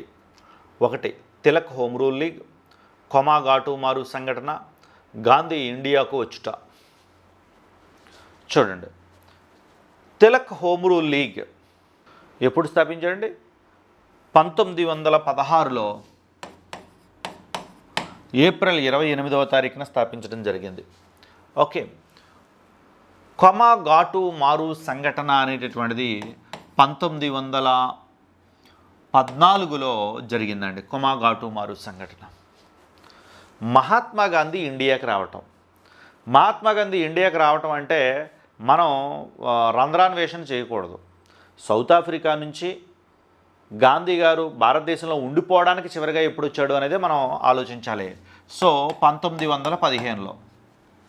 ఓకే, సో ఆన్సర్ వచ్చి చూడండి, బి ఫస్ట్ వస్తుంది, తర్వాత సి వస్తుంది, తర్వాత ఏ వస్తుంది. కాబట్టి ఆన్సర్ వచ్చి 4 అండి ఆన్సరు. హంటర్ కమిషన్ని ఏ సంఘటన తరువాత నియమించారు? అంటే ఏ సంఘటన కోసం హంటర్ కమిషన్ నియమించారు అని చెప్పేసి క్వశ్చన్ అడుగుతున్నారు. ఆన్సర్ వచ్చి black hole incident, black hole tragedy, Jallianwalabagh సంఘటన, 1857 సిపాయిల తిరుగుబాటు, బెంగాల్ విభజన. దేనికోసం వేశారండి? ఎస్. సో హంటర్ కమిషన్ని జలియన్వాలాబాగ్ సంఘటన ఏదైతే ఉందో జలియన్వాలాబాగ్ సంఘటన కోసం వేయటం అనేది జరిగిందండి. ఈ హంటర్ కమిషన్ ఎవరైతే నేరస్తులు ఉన్నారో, అంటే బ్రిటిష్ వాళ్ళు ఉన్నారో వాళ్ళని వెనకేసుకుని వచ్చింది. అందుకని గాంధీ ఏమంటాడంటే హంటర్ కమిషన్ని it is white wash commission అంటాడు. జలియన్వాలాబాగ్ రక్తపు మరకలపై తెల్ల సున్నం వేయడానికి వచ్చినటువంటి కమిటీ ఈ యొక్క హంటర్ కమిషన్ అని చెప్పేసి చెప్పడం జరుగుతుందండి. ఆన్సర్ వచ్చి 2 అండి. నెక్స్ట్, ఝాన్సీ లక్ష్మీబాయి తిరుగుబాటుని అణిచివేసినది ఎవరు? 1857 సిపాయిల తిరుగుబాటులో ఝాన్సీ ప్రాంతంలో లక్ష్మీబాయి గారు నాయకత్వం వహించారు. ఝాన్సీ లక్ష్మీబాయి యొక్క అసలు పేరు మణికర్ణిక. ఆమెకు సంతానం లేకపోవడంతో, ఆమె భర్త గంగాధర్రావు మరణించడంతో ఈ రాజ్యాన్ని 1854లో బ్రిటిష్ వాళ్ళు రాజ్య సంక్రమణ సిద్ధాంతం, డాక్ట్రైన్ ఆఫ్ ల్యాప్స్ సిద్ధాంతం ద్వారా డల్హౌసీ ఆక్రమించేశాడు. ఆక్రమిస్తే దానికి వ్యతిరేకంగా ఝాన్సీ లక్ష్మీబాయి పోరాటం చేస్తే ఝాన్సీ లక్ష్మీబాయిని అణగద్రొక్కడానికి వచ్చిన బ్రిటిష్ అధికారి ఎవరు అంటే హ్యూరోస్. ఇతడితో పోరాటం చేస్తూనే ఝాన్సీ లక్ష్మీబాయి మరణించింది. మరణిస్తే అప్పుడు హ్యూరోస్ ఏమంటాడు అని చెప్పేసి అంటే యావత్ సిపాయిల తిరుగుబాటులోనూ ఏకైక పురుషుడు ఝాన్సీ లక్ష్మీబాయి అని చెప్పడం జరుగుతుందండి. నెక్స్ట్, ఈ క్రింది వాటిని జతపరచండి. Wavell, Reading, Willingdon, Linlithgow, Simla conference, Moplah తిరుగుబాటు, కమ్యూనల్ అవార్డ్, పాకిస్తాన్ కోసం తొలి డిమాండ్. సో వీటిని జతపరచండి అని చెప్పేసి అన్నాడండి. ఓకే, ఒక 5 సెకండ్లు ఇస్తున్నాను నేను, జతపరచండి ఒకసారి ఫాస్ట్గా. ఓకే, చూడండి, లార్డ్ వెవెల్ సిమ్లా కాన్ఫరెన్స్ని 1945లో ఏర్పాటు చేయడం జరిగింది, వెవెల్ ప్లాన్లో భాగంగా. నెక్స్ట్, లార్డ్ రీడింగ్ ఎవరైతే ఉన్నాడో లార్డ్ రీడింగ్ కాలంలో ఈ యొక్క మొప్లా తిరుగుబాటు ఏదైతే ఉందో మొప్లా తిరుగుబాటు జరిగిందండి. మనకి సహాయ నిరాకరణ ఉద్యమంలో భాగంగా 1921-22లో మొప్లా తిరుగుబాటు జరుగుతుందండి. ఓకే, 1921లో స్టార్ట్ అవుతుంది. అప్పుడు లార్డ్ రీడింగ్ అండి. నెక్స్ట్, విల్లింగ్టన్ ఉన్నప్పుడే ఈ యొక్క 1932 ఆగస్టు 16వ తారీఖున కమ్యూనల్ అవార్డు అనేటటువంటిది రావటం జరిగిందండి. 1932 ఆగస్టు 16న ఇంగ్లాండ్ ప్రధానమంత్రి మెక్డొనాల్డ్ దళితులకు రిజర్వేషన్లు ఇస్తూ ఈ యొక్క కమ్యూనల్ అవార్డు అనేటువంటిది తీసుకురావడం జరిగింది. నెక్స్ట్, లిన్లిత్గో కాలంలోనే పాకిస్తాన్ కోసం తొలి డిమాండ్ వినిపించింది. పాకిస్తాన్ కావాలి అని చెప్పి ముస్లిం లీగ్ లాహోర్లో సమావేశం ఏర్పాటు చేసుకుని 1940లో లాహోర్ ముస్లిం లీగ్ సమావేశానికి మహమ్మద్ అలీ జిన్నా గారు అధ్యక్షుడు. ఈ మహమ్మద్ అలీ జిన్నా ఏం చేశాడు అని చెప్పేసి అంటే ముస్లింలకు పాకిస్తాన్ కావాలి అనేటువంటి ద్విజాతి సిద్ధాంత తీర్మానాన్ని ఆమోదించడం జరిగింది. దీంతో పాకిస్తాన్ తీర్మానం తొలి డిమాండ్ ఎవరి కాలంలో జరిగింది అంటే లిన్లిత్గో కాలంలో. ఆన్సర్ వచ్చి ఏకి 1, బికి 2, సికి 3, డికి 4. ఆన్సర్ వచ్చి 1 అండి. నెక్స్ట్, ఈ క్రింది వాటిని జతపరచండి. 1 బెంగాలీ గెజిట్. బెంగాలీ గెజిట్ అనేటటువంటిది భారతదేశంలో మొట్టమొదటి పత్రిక 1780లో స్టార్ట్ అయింది. ఇది విలియం అగస్టస్ హక్కీ అనేటటువంటి వాడు దీనిని ప్రారంభించడం అనేటువంటిది జరిగిందండి. William Augustus Hicky. Next, Sambad Kaumudi. Raja Rammohan Roy గారు దీన్ని ప్రారంభించారండి. సంవాద కౌముది. రస్తా గోఫ్తార్. రస్తా గోఫ్తార్ అనేటటువంటి దానికి దాదాబాయి నౌరోజీ గారు ఎవరైతే ఉన్నారో దాదాబాయి నౌరోజీ గారు దాన్ని సంపాదకత్వం వహించడం జరిగింది. హిందూ పేట్రియాట్ హరీష్ చంద్ర ముఖర్జీ గారు దీనికి నాయకత్వం వహించడం జరిగింది. సో ఇక్కడ చూడండి, ఏకొచ్చి 3, ఏకి 3, బికి 2, సికి 4, డికి 1. ఆన్సర్ వచ్చి 2 అండి answer.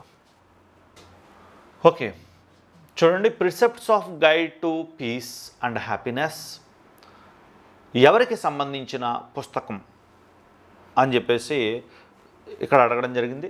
Okay, precepts of Jesus ఒకటే, the guide to peace and happiness ఒకటే, the way to peace and happiness అని కూడా అంటాం. ఈ గ్రంథాలన్నీ కూడా ఎవరు రాశారు? వజ్రసూచి ఇలాంటి గ్రంథాలన్నీ కూడా ఎవరు రాశారు అంటే రాజా రామ్మోహన్ రాయ్ గారు రాయడం జరిగిందండి. రాజా రామ్మోహన్ రాయ్ గారు ఈ గ్రంథాలు రాయడం జరిగింది.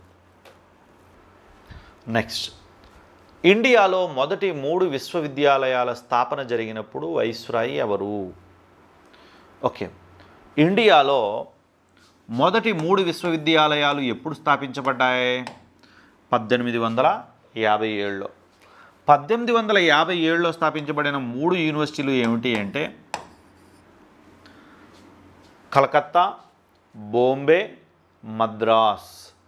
కలకత్తా, బాంబే, మద్రాసులలో 3 యూనివర్సిటీలు స్థాపించటం అనేటటువంటిది జరిగిందండి. సో 3 యూనివర్సిటీలు ఏవైతే ఉన్నాయో 3 యూనివర్సిటీలు స్థాపించబడ్డాయి. స్థాపించబడిన తర్వాత ఈ 3 యూనివర్సిటీలు స్థాపించబడినప్పుడు లార్డ్ కానింగ్ ఉన్నాడండి. సిపాయిల తిరుగుబాటు కూడా అదే సంవత్సరం జరిగింది, లార్డ్ కానింగ్ కాలంలోనే జరిగిందండి. సో ఆయన ఉన్నప్పుడే ఈ 3 యూనివర్సిటీలు స్థాపించబడ్డాయి. దీనిలో మొదటి యూనివర్సిటీ ఏది అంటే కలకత్తా యూనివర్సిటీ. కలకత్తా యూనివర్సిటీలో డిగ్రీ పొందిన మొదటి భారతీయుడు ఎవరో అంటే బకిం చంద్ర చటర్జీ గారు. ఓకే, నెక్స్ట్, ఒక రాయిని పూజించి దేవుణ్ణి కనుగొంటే నేను పర్వతాన్నే పూజిస్తాను అని విగ్రహారాధనపై వ్యంగ్యాస్త్రాలు సంధించిన భక్తి ఉద్యమకారుడు ఎవరు? మీరు ఒక రాయిని పూజించి దేవుడు అంటున్నారు, అలాంటప్పుడు నేను పెద్ద పర్వతాన్ని పూజిస్తాను, పెద్ద దేవుడు ఉంటాడు కదా అని చెప్పేసి విగ్రహారాధనను వ్యతిరేకించినటువంటి వ్యక్తి ఎవరు అని చెప్పేసి అంటే కబీర్ అండి. కబీర్. మీరు మక్కాకి వెళ్ళినా కాశీకి వెళ్ళినా ఒక్కటే అంటాడు, రాముని ఆరాధించినా రహీంని ఆరాధించినా ఒక్కటే అంటాడు. ధనవంతుడు తన దానం ద్వారా పేదవాడిని ఆదుకుంటే పేదవాడు అభివృద్ధి చెందుతాడు అని చెప్పి పేదరికం మీద స్పందించిన మొదటి వ్యక్తి ఇతడు. అందువలన ఇతన్ని మధ్యయుగ కార్ల్ మార్క్స్ అని చెప్పేసి మనం చెప్పడం జరుగుతుందండి. నెక్స్ట్, క్రింది వాటిలో ఏది సత్యము కాదు? ఫస్ట్ ఆప్షన్, భారత్కు వచ్చిన తొలి ఐరోపా వారు పోర్చుగీస్ వారు, ఆంధ్రప్రదేశ్కు వచ్చిన తొలి ఐరోపా వారు డచ్ వారు. భారత్ నుండి వెళ్ళిన చివరి ఐరోపా వారు బ్రిటిష్ వారు, భారత్ నుండి వెళ్ళిన చివరి ఐరోపా వారు పోర్చుగీస్ వారు. వీటిలో ఏది సత్యం కాదు అని చెప్పేసి అడిగాడు. చూడండి, భారత్కి వచ్చినటువంటి తొలి ఐరోపా వాళ్ళు 1498లో పోర్చుగీస్ వారు, కరెక్టే. ఆంధ్రప్రదేశ్కి వచ్చినటువంటి తొలి ఐరోపా వారు డచ్ వారండి. మచిలీపట్నంలో వీళ్ళు వర్తక స్థావరాన్ని స్థాపించుకోవటం అనేటువంటిది జరుగుతుంది. సో ఇది కూడా కరెక్టేనండి. 1605లో వీళ్ళు మచిలీపట్నంలో తొలి వర్తక స్థావరాన్ని డచ్ వాళ్ళు మహమ్మద్ కులీ కుతుబ్ షా అనుమతితో స్థాపిస్తారు, కరెక్టే. భారత్ నుండి వెళ్ళిన తొలి ఐరోపా వారు బ్రిటిష్ వారు అని చెప్పేసి అన్నారు. ఇది తప్పండి. భారత్ నుండి వెళ్ళిన చివరి ఐరోపా వారు పోర్చుగీస్ వారు. ఇది కరెక్టే. 1961లో వెళ్తారు. సో భారతదేశానికి మొదట వచ్చి భారతదేశం నుండి చివరి వెళ్ళిన వాళ్ళు పోర్చుగీస్ వాళ్ళు. ఓకే, ఈ మూడో ఆప్షన్ ఏదైతే ఉందో చివరి వెళ్ళిన వారు బ్రిటిష్ వారు అనే ఆప్షన్ ఏదైతే ఉందో ఇది తప్పండి. నెక్స్ట్, ఈ క్రింది జతలలో ఏ జత సత్యము కాదు అని అడిగాడు. శాశ్వత శిస్తు పద్ధతి, కార్న్వాలిస్, రాజ్య సంక్రమణ సిద్ధాంతం, డల్హౌసీ, ఆంగ్ల విద్యా విధానం, విలియం బెంటింగ్, సైన్య సహకార పద్ధతి, వారన్ హెస్టింగ్స్. ఏది తప్పు అని చెప్పేసి అన్నాడు. మనకి ఈ నాలుగిట్లకి సంబంధించినటువంటి అంశాలు ఎస్ఎస్సిలో వచ్చినాయండి. శాశ్వత శిస్తు పద్ధతి, ఇంగ్లీష్లో permanent tax settlement or zamindari system అని చెప్పేసి అంటాం. జమీందారీ పద్ధతి అని కూడా అంటాం దీన్ని కార్న్వాలిస్ ఎవరైతే ఉన్నాడో కార్న్వాలిస్ ప్రారంభించాడండి. ఇది కరెక్టే. రాజ్య సంక్రమణ సిద్ధాంతం, ఇంగ్లీష్లో దీన్ని డాక్ట్రైన్ ఆఫ్ ల్యాప్స్ అని చెప్పేసి అంటాం. దీన్ని డల్హౌసీ ప్రారంభించాడండి. డల్హౌసీ 1848లో ప్రారంభించాడు. ఇది కరెక్టే. ఆంగ్ల విద్యా విధానాన్ని లార్డ్ మెకాలే సిఫారసుల మేరకు విలియం బెంటింగ్ ప్రవేశపెట్టాడండి 1835లో. ఇది కూడా కరెక్టే. నెక్స్ట్, సైన్య సహకార పద్ధతిని 1798లో వెల్లెస్లీ ప్రవేశపెట్టాడండి. వారన్ హెస్టింగ్స్ కాదు. సో తప్పు ఏమిటి? ఏది తప్పు అంటే సైన్య సహకార పద్ధతి వారన్ హెస్టింగ్స్ అని ఇచ్చాడు, అది తప్పు. కరెక్ట్ ఆన్సర్ ఏమిటి? సైన్య సహకార పద్ధతిని ఇంగ్లీష్లో సబ్సిడరీ ఎలియన్ సిస్టమ్ అంటాం. వెల్లెస్లీ ప్రవేశపెట్టాడు. ఓకే, ఇది కరెక్ట్ అండి. ఓకేనా? సో ఇది ఈ యొక్క నాలుగోది ఏది ఏ సత్యం కాదు అంటే ఏ జత సత్యం కాదంటే నాలుగోదండి. ఓకే, సో సైన్య సహకార పద్ధతిని అంగీకరించిన మొదటి భారతీయ రాజు ఎవరు అంటే హైదరాబాద్ నిజాం అలీ ఖాన్. హైదరాబాద్ నిజాం అయినటువంటి నిజాం అలీ ఖాన్ సైన్య సహకార పద్ధతి అంగీకరించిన మొదటి రాజు. నెక్స్ట్, 1784లో ఏషియాటిక్ సొసైటీని స్థాపించినది ఎవరు? విలియం జోన్స్ స్థాపించడం జరిగిందండి. విలియం జోన్స్ స్థాపించాడు. విలియం జోన్స్ 1784లో దీన్ని స్థాపించి అభిజ్ఞాన శాకుంతలం, కాళిదాసు రాసినటువంటి అభిజ్ఞాన శాకుంతలం, మనుధర్మ శాస్త్రాలను ఆయన ఇంగ్లీష్లోకి అనువదించాడు. ఇతన్ని ఫాదర్ ఆఫ్ ఇండియాలజీ అని చెప్పేసి అంటాం. ఇండియాని అధ్యయనం చేయటాన్ని ఇండియాలజీ అంటాం, ఫాదర్ ఆఫ్ ఇండియాలజీ అంటాం. 1784ని భారత అధ్యయన సంవత్సరం అంటాం. భారత అధ్యయన సంవత్సరం అంటామండి. ఓకే, నెక్స్ట్, ఈ క్రింది వాటిని జతపరచండి. 1 శ్రీరంగపట్నం సంధి, హైదరాలీ మరణం, మంగళూరు సంధి, టిప్పు సుల్తాన్ మరణం. ఓకే, వాటిని జతపరచండి అని 1792, 82, 1784, 1799 ఇలా 4 ఆప్షన్స్ ఇవ్వడం జరిగింది. ఓకే, 1 నిమిషం సమయం ఇస్తున్నాను. మీరు దాన్ని ఆన్సర్లు చూడండి ఒకసారి. జతపరచగలిగితే జతపరచండి. ఓకే, శ్రీరంగపట్నం సంధి అనేటటువంటిది 3వ ఆంగ్లో మైసూర్ యుద్ధంలో జరిగిందండి. 3వ ఆంగ్లో మైసూర్ యుద్ధం దీంతో ముగిసిందండి 1792. హైదరాలీ మరణం 2వ ఆంగ్లో మైసూర్ యుద్ధంలో జరిగిందండి 1782. ఓకే, మంగళూరు సంధి 2వ ఆంగ్లో మైసూర్ యుద్ధంలో జరిగిందండి 1784. నెక్స్ట్, టిప్పు సుల్తాన్ మరణం 1799లో జరిగిందండి. సో ఆన్సర్ వచ్చి 4. ఏకి 1, బికి 2, సికి 3, డికి 4 అండి. ఆన్సర్ వచ్చి 1 అండి. నెక్స్ట్, శివాజీ మంత్రి మండలిని ఏమంటారు? శివాజీ మంత్రి మండలి ఏదైతే ఉందో దీంట్లో 8 మంది ప్రధానమంత్రులు ఉంటారండి. దీన్నే మనం ఏమంటామంటే అష్టప్రధానులు అని చెప్పేసి అంటాం. చాలాసార్లు అడిగాడు బిట్టిది. అష్టప్రధానులు ఎవరి ఆస్థానంలో ఉంటారంటే శివాజీ ఆస్థానంలో ఉంటారు. నెక్స్ట్, అష్ట దిగ్గజాలు ఎవరి ఆస్థానంలో ఉంటారు అంటే శ్రీకృష్ణదేవరాయల ఆస్థానంలో ఉంటారు అష్ట దిగ్గజాలు. నవరత్నాలు ఎక్కడ ఉంటారంటే రెండవ చంద్రగుప్తుడి ఆస్థానంలో నవరత్నాలు ఉంటారండి. పంచరత్నాలు ఎవరి ఆస్థానంలో ఉంటారంటే లక్ష్మణసేనుడు ఎవరైతే ఉన్నాడో లక్ష్మణసేనుడి ఆస్థానంలో పంచరత్నాలు అనేటటువంటి వాళ్ళు ఉంటారు. ఓకే, దీంట్లో ఏదో ఒక బిట్ తగులుతూ ఉంటుంది మనకి. సో అష్టప్రధానులు శివాజీ అండి, అష్టదిగ్గజాలు శ్రీకృష్ణదేవరాయలు, నవరత్నాలేమో రెండవ చంద్రగుప్తుడు, ఓకే, పంచరత్నాలేమో లక్ష్మణసేనుడు. నవరత్నాల్లో గొప్పవాడు ఈ యొక్క కాళిదాసు, అదేవిధంగా పంచరత్నాల్లో గొప్పవాడు ఈ యొక్క జయదేవుడు గీత గోవిందం రాశాడు. అష్టదిగ్గజాల్లో గొప్పవాడు ఈ యొక్క అల్లసాని పెద్దన మనుచరిత్ర రాశాడు. అష్టప్రధానుల్లో ముఖ్యమైన వాళ్ళు ఎవరు అంటే పీష్వా. పీష్వా అంటే అర్థం ఏమిటి అంటే ప్రధానమంత్రి. పేష్వా అంటే అర్థం ప్రధానమంత్రి, ప్రైమ్ మినిస్టర్. నెక్స్ట్, షేర్షా సమాధి ఇచ్చుట ఉంది. షేర్షా ఎవరైతే ఉన్నారో షేర్షా యొక్క అసలు పేరు ఫరీద్ అండి. ఇతడు ఈ యొక్క 1545లో కలింజర్ కోట రాజు కిరాత్ సింగ్ ఎవరైతే ఉన్నాడో కిరాత్ సింగ్తో జరుగుతున్న యుద్ధంలో ఈ యొక్క తుపాకీ గుండు ఒకటి ఈయన పక్కన పడడంతో, మందుగుండు సామగ్రి పేలిపోవడంతో ఈయన శరీరం అంతా కాలిపోయి మరణిస్తాడు. ఇతడు ఈ యొక్క సస్రాం, బీహార్లోని సస్రాం వద్ద తన యొక్క సమాధిని నిర్మించుకోవటం అనేటువంటిది జరిగిందండి. నెక్స్ట్, ఈ క్రింది వాటిని జతపరచండి అని చెప్పేసి అన్నాడు. అష్టప్రధానులు ఎవరైతే ఉన్నారో వాళ్ళలో ముఖ్యమైన మంత్రులు ఇవ్వడం జరిగిందండి.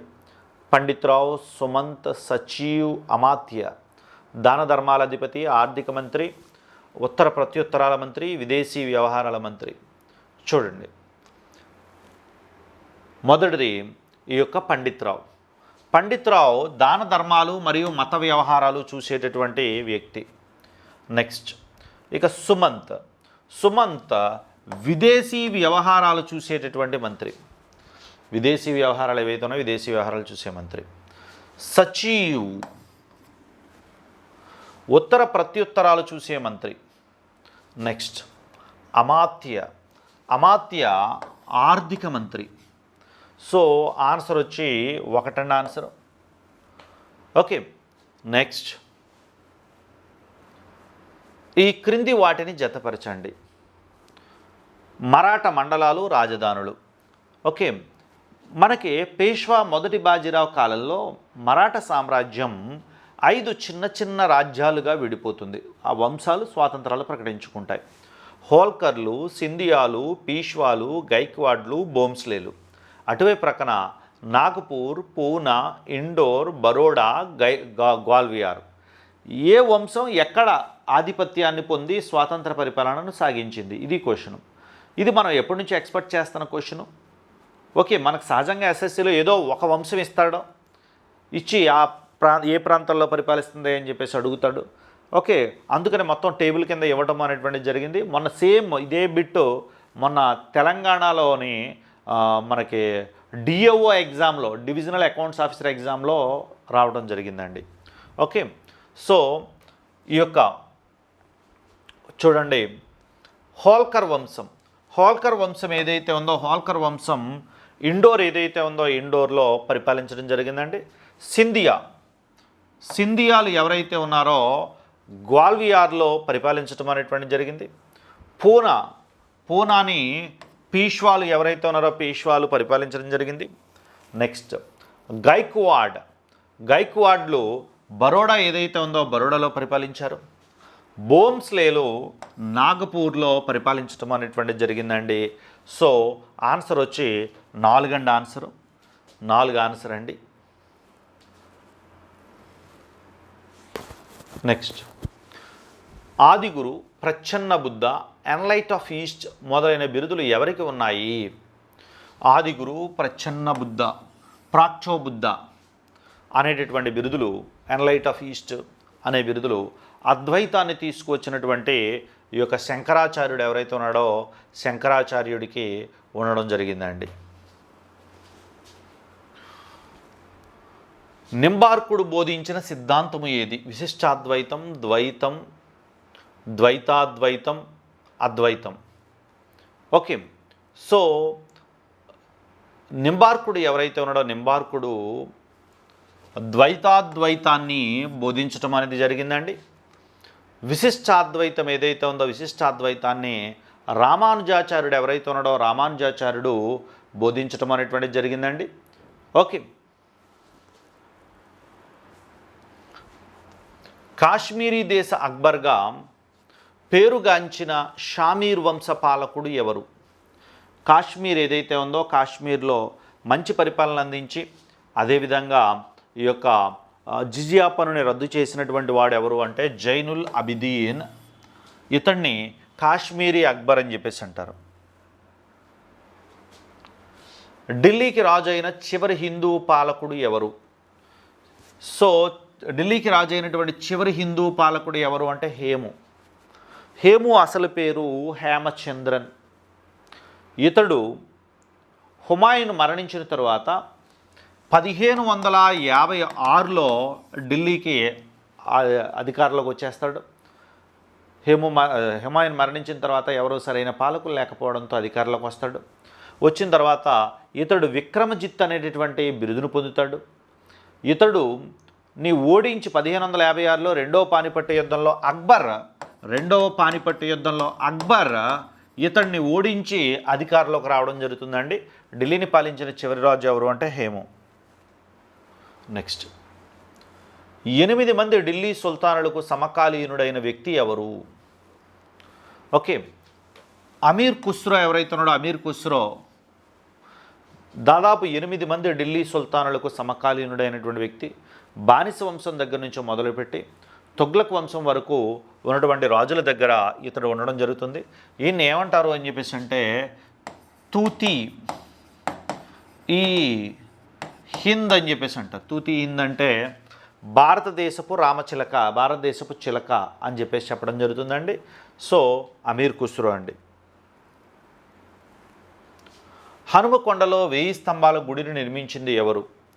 మొదటి రుద్రదేవుడు లేదా మొదటి ప్రతాపరుద్రుడు ఎవరైతే ఉన్నాడో ఇతడు 1000 స్తంభాల గుడిని నిర్మించటం అనేటువంటిది జరిగిందండి. నెక్స్ట్ తల్లికోట యుద్ధం లేదా రాక్షస తంగడి యుద్ధం జరిగిన సంవత్సరం. తల్లికోట యుద్ధం అన్నా, రాక్షస తంగడి యుద్ధం అన్నా, బన్నిహట్టి యుద్ధం అన్నా సరే విజయనగర సామ్రాజ్యానికి మరియు బహుమని రాజ్యాలకు మధ్య జరిగిందండి. అప్పుడు విజయనగర రాజు ఎవరు అంటే ఈ యొక్క సదాశివరావు, అతని ప్రధానమంత్రి అళియా రామరాయలు. సో బహుమని 5 రాజ్యాల్లో 4 రాజ్యాలు మాత్రమే యుద్ధంలో పాల్గొని ఈ అళియ రామరాయల్ని చంపేయటం జరుగుతుందండి. ఈ యొక్క యుద్ధం 1565లో జరిగిందండి. ఈ యొక్క యుద్ధం వల్ల విజయనగర సామ్రాజ్యం బలహీనపడడం అనేది జరిగిందండి. పతనం అయింది. ఏ యుద్ధం వల్ల పతనం ప్రారంభమైందంటే తల్లికోట యుద్ధం. ఇతని కాలంలో 1498 మేలో వాస్కోడిగామా కాలికట్ చేరుకున్నాడు. వాస్కోడిగామా కాలికట్ చేరుకునే నాటికి కాలికట్ రాజు ఎవరు అంటే జామెరిన్ లేదా రాజా మనువిక్రమార్క. ఆ కాలంలో ఢిల్లీ రాజు ఎవరు అంటే సికిందర్ లోడి. ఆ కాలంలో విజయనగర రాజు ఎవరు అంటే ఇమ్మడి నరసింహరాయలు. ఆ కాలంలో విజయనగర రాజు 1498లో విజయనగర రాజు ఎవరు అంటే ఇమ్మడి నరసింహరాయలు అండి. సో వాస్కోడిగామా చేరుకునేటప్పటికీ ఈ యొక్క ఇమ్మడి నరసింహరాయలు విజయనగరాన్ని పరిపాలిస్తున్నాడు. నెక్స్ట్ నగర, ద్రావిడ, వేసర అనేవి భారత ఉపఖండంలో 3 జాతులు, భారతదేశంలో 3 భాషల వర్గీకరణ, భారతదేశంలోని ఆలయాలలోని 3 రకాల ఆర్కిటెక్చర్లు, భారతదేశంలో ఉన్న 3 సంగీత వాయిద్య పరికరాలు. సో ఇది ఆన్సర్ ఏమిటి అంటే 3 రకాల ఆర్కిటెక్చర్లు అండి. చూడండి, నగర దేవాలయ నిర్మాణ శైలి అంటే ఇది. ఉత్తర భారతదేశంలో ఈ దేవాలయ నిర్మాణాలు కనిపిస్తూ ఉంటాయి. నెక్స్ట్ ద్రావిడ శైలి అంటే ఇది దక్షిణ భారతదేశంలో ఉన్న దేవాలయాల యొక్క గోపురాలన్నీ కూడా మనకి ఇలా కనిపిస్తూ ఉంటాయి. ఈ 2 కలవటం వల్ల ఏమైంది అంటే వేసర వచ్చింది. వేసర నిర్మాణ శైలి వచ్చిందండి. ఈ 3 కూడా ఆర్కిటెక్చర్ స్టైల్స్. దీన్ ఈ ఇలాహీ అనే మతాన్ని అక్బర్ ఏ సంవత్సరం ప్రవేశపెట్టాడు? చాలా ఇంపార్టెంట్ క్వశ్చన్, చాలాసార్లు వచ్చేసింది. ఎస్ఎస్సీలో కూడా 2 సార్లు కనిపించింది బిట్టిది. దీన్ ఇలాహీ అనేటటువంటి మతాన్ని 1582లో అక్బర్ ప్రారంభించాడండి. ఈ దీన్ ఇలాహీ ఏదైతే ఉందో హిందూ మతం, ఇస్లాం మతం, క్రైస్తవ మతం, జైన మతం అన్నీ కలిపి ఒక 10 సూత్రాలను ఈయన తయారు చేయటం అనేటువంటిది జరిగిందండి. సో 1582. ఎల్లోరా వద్ద కైలాసనాథ దేవాలయాన్ని నిర్మించింది ఎవరు? ఎల్లోరా కైలాసనాథ దేవాలయాన్ని నిర్మించింది ఎవరు అంటే మొదటి కృష్ణుడు. ఎల్లోరాలోని కైలాసనాథ దేవాలయం నిర్మిస్తాడంటే చాలా అద్భుతమైనటువంటి దేవాలయం. ఓకే. గుర్రాల మార్పిడి చేయకుండా దాగ్ పద్ధతిని ప్రవేశపెట్టింది ఎవరు? కుతుబుద్దీన్ ఐబక్, ఇబ్రాహిం కుతుబ్ షా, జలాలుద్దీన్ ఖిల్జీ, అల్లావుద్దీన్ ఖిల్జీ. చూడండి, గుర్రాలు ఏవైతే ఉన్నాయో గుర్రాల ఆ కాలంలో ఢిల్లీ సుల్తాన్ల కాలంలో గుర్రాలు అశ్విక దళం ప్రధానమైంది. ఎవరి దగ్గర అశ్విక దళం బాగుంటే వాళ్ళు గెలిచేసేవారు. ఈ గుర్రాల్లో దొంగతనాలు విపరీతంగా జరిగేవి.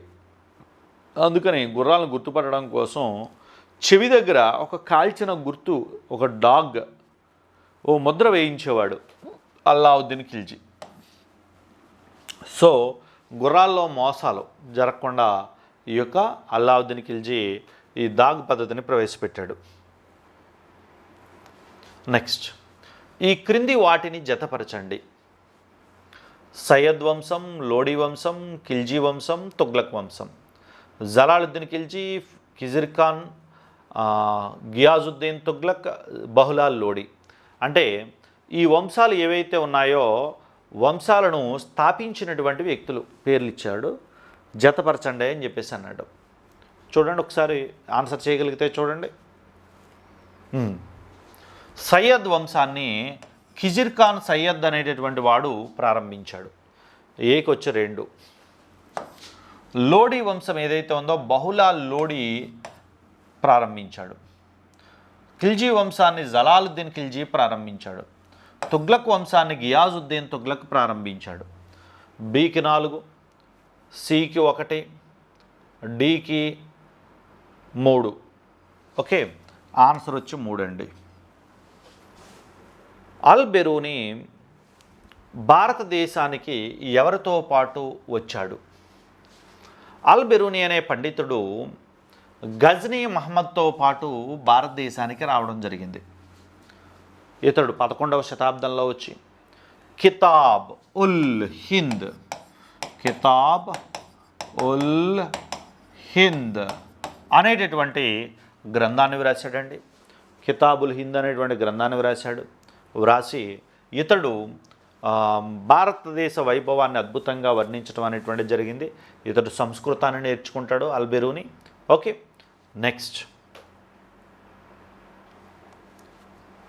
గోర, సనం, ఐనం, సారంగి అనే రాగాలను కనుగొన్నది ఎవరు? హిందుస్థానీ సంగీతంలో అమీర్ ఖుస్రో గోరా, సనం, హైలం, సారంగి అనే రాగాలను కనుగొన్నాడండి. నెక్స్ట్, ఇతడు సంగీతానికి సంబంధించి మనం ఒకసారి చూసినట్లయితే తబలా, సితార్లను కనుగొన్నాడండి. ఇతడు గొప్ప కవి. తుగ్లక్ నామా, తారీఖీ అలై,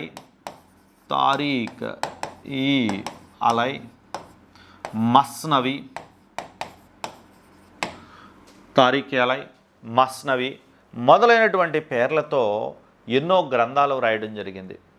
ఈయన ఉర్దూలో తొలి కవి. ఉర్దూ ఆదికవి ఎవరు అంటే అమీర్ ఖుస్రో.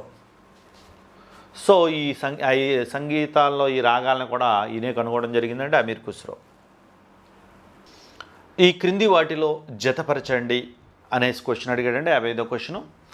చరకుడు, అశ్వఘోషుడు, శకయుగము, అభిజ్ఞాన శాకుంతలం, కనిష్కుడు, కాళిదాసు, చరక సంహిత, బుద్ధ చరిత్ర ఇలా ఇవ్వడం జరిగింది. చరకుడు భారత వైద్యశాస్త్ర పితామహుడు, father of Indian medicine, Charaka సంహితను వ్రాశాడు.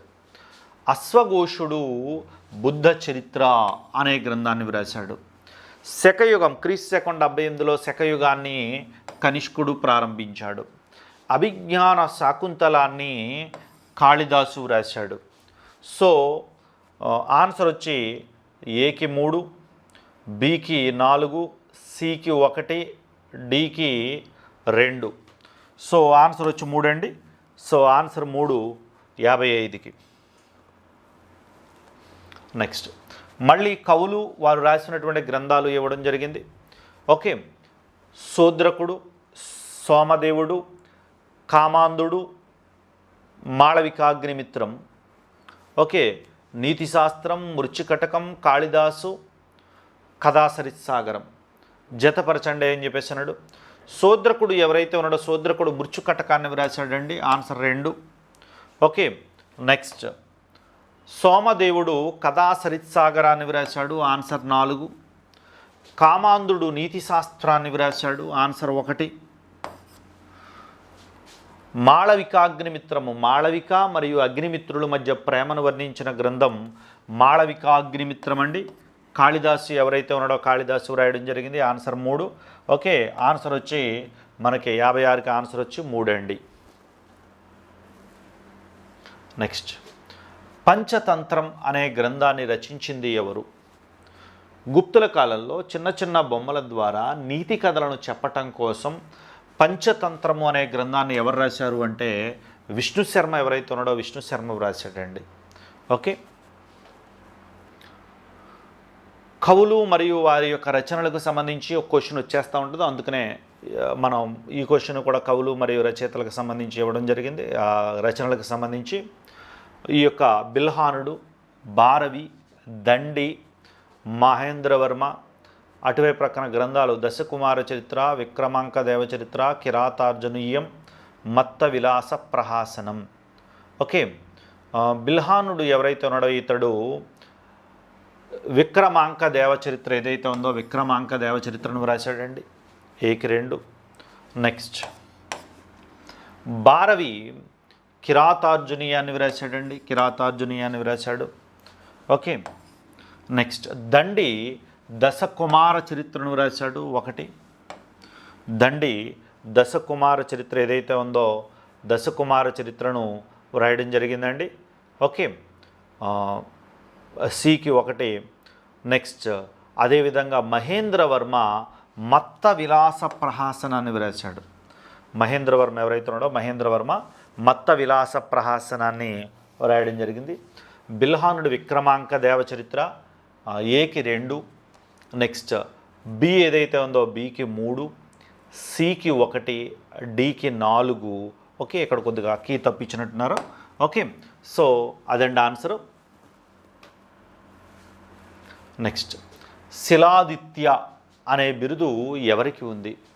శిలాదిత్య అనే బిరుదు ఎవరికి ఉంది అంటే హర్షవర్ధనుడు ఎవరైతే ఉన్నాడో హర్షవర్ధనుడికి శిలాదిత్య అనేటటువంటి బిరుదు ఉండడం జరిగిందండి. పంచదేశాధీశ్వర అనేటటువంటి బిరుదు కూడా ఇవ్వడం జరిగిందండి. ఇతడు ప్రయాగలో ప్రతి 5 సంవత్సరాలకు ఒకసారి మహామోక్ష పరిషత్తులను ఏర్పాటు చేసేవాడండి.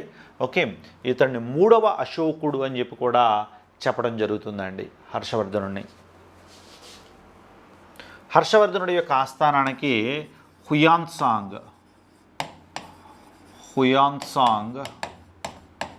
రావడం జరిగింది.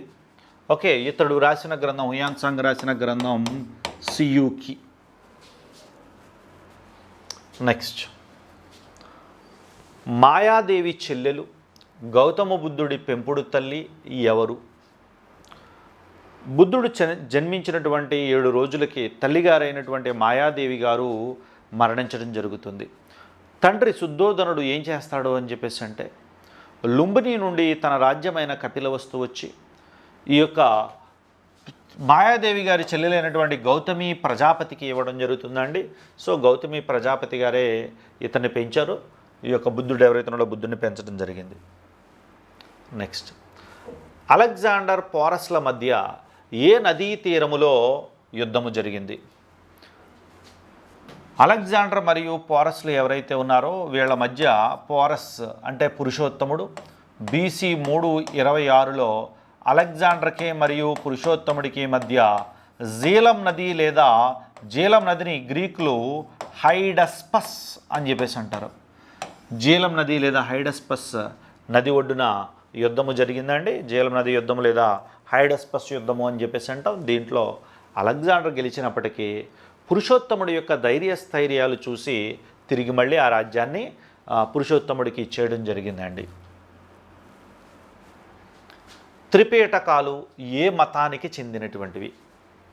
ఓకే, త్రిపీటకాలు త్రి అంటే 3, పీఠిక అంటే గంప, 3 గంపలు, 3 బాస్కెట్లు. ఓకే, సో త్రిపీఠకాలు ఏమిటి అంటే వినయ పీఠిక, శుద్ధ పీఠిక, అభిధమ్మ పీఠిక.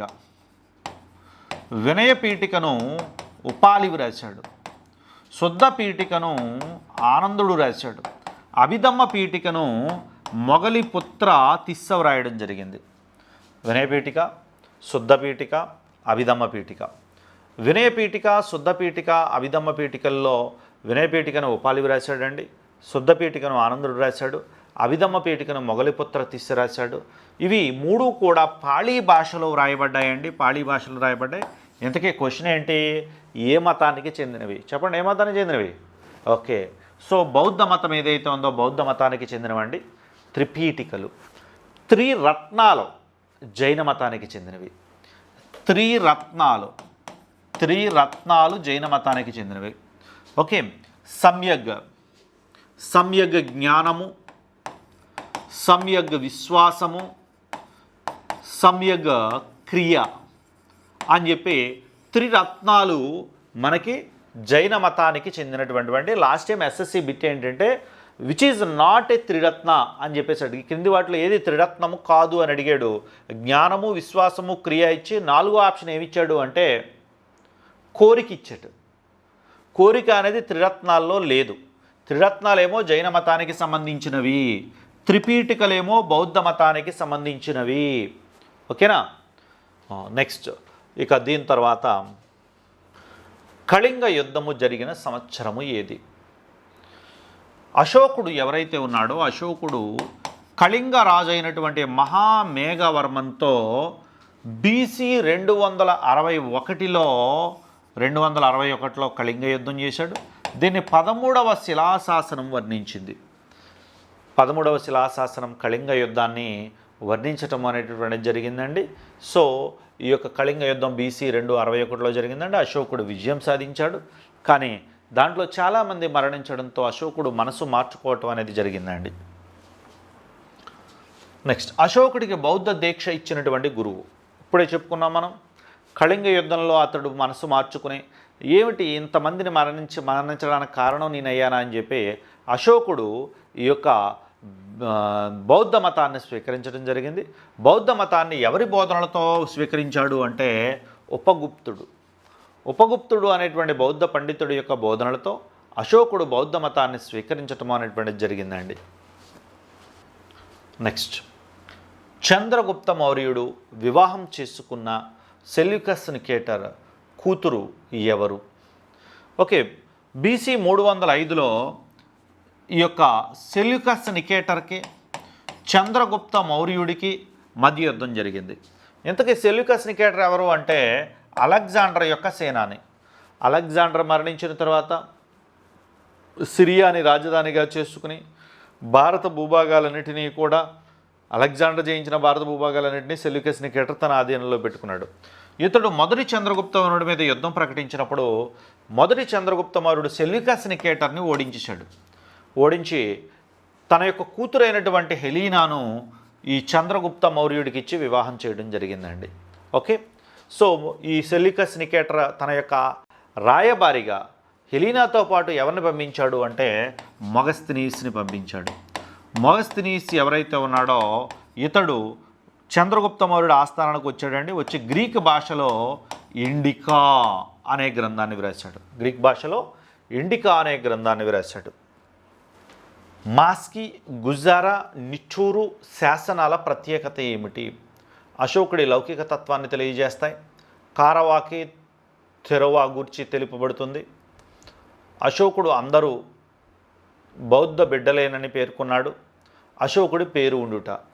చెప్పండి, ఈ శాసనాలకు ఉన్న ప్రాధాన్యత ప్రత్యేకత ఏమిటి అంటే అశోకుడి పేరు ఉండడం అనేది ప్రాధాన్యత లేదా ప్రత్యేకత.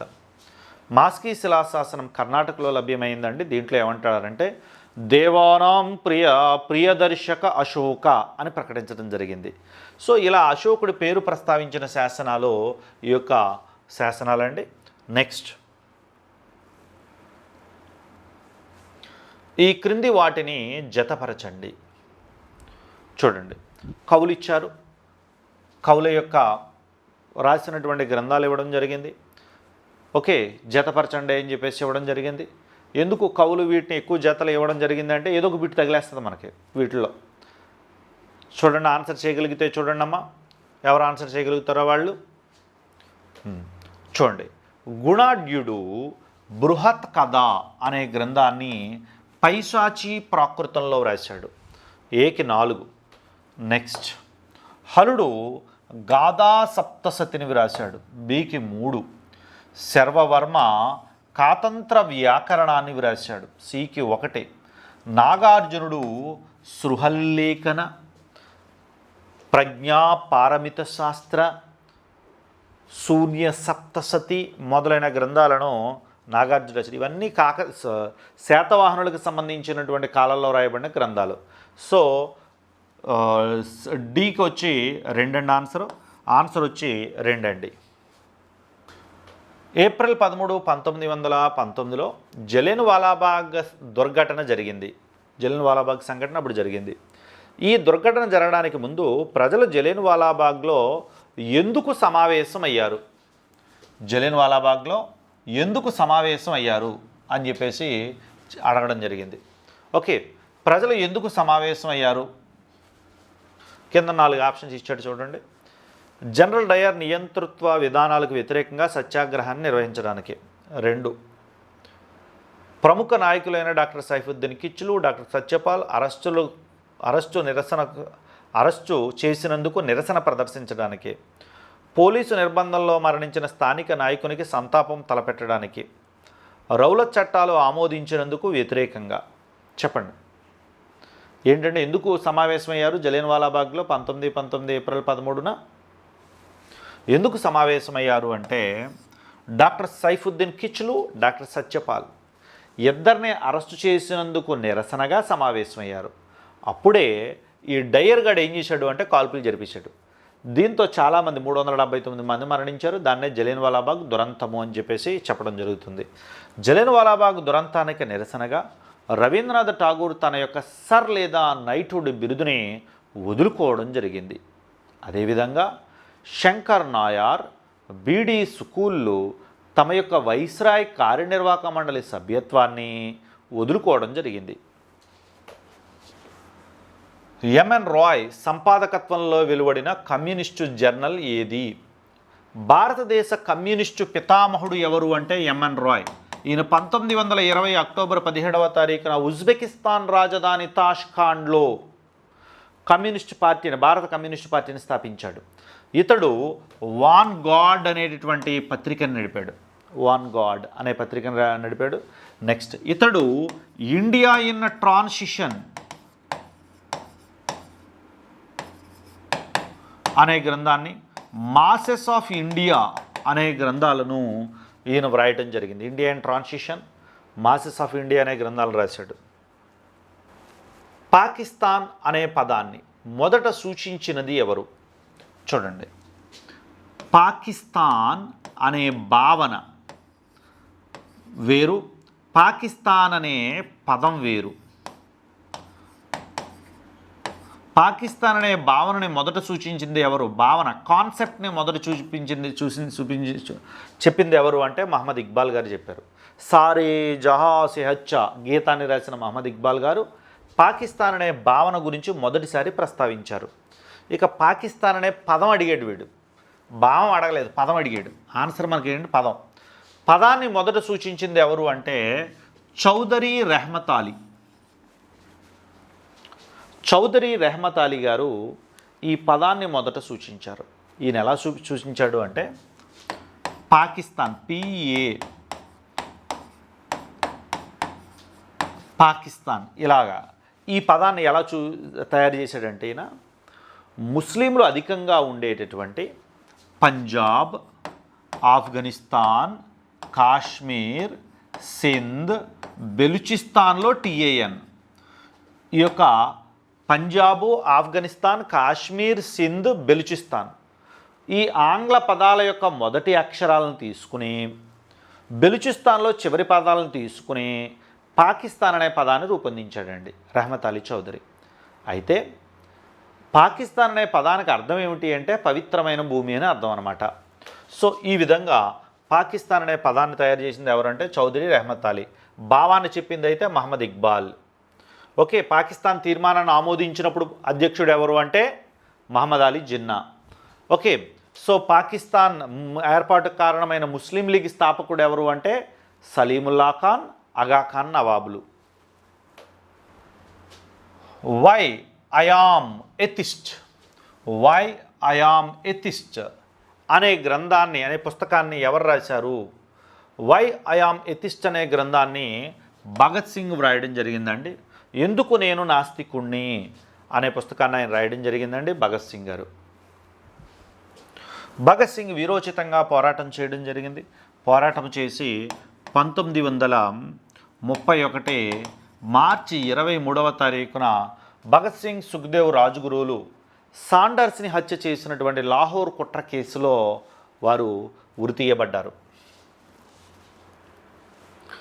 ఈ క్రింది వారిలో ఎవరు ఉద్యానవనాల చక్రవర్తిగా పేరుగాంచారు? ఫిరోజ్ షా తుగ్లక్ అండి. ఫిరోజ్ షా తుగ్లక్ ఉద్యానవనాలను విపరీతంగా డెవలప్ చేశాడు, ద్రాక్ష తోటలను డెవలప్ చేశాడు.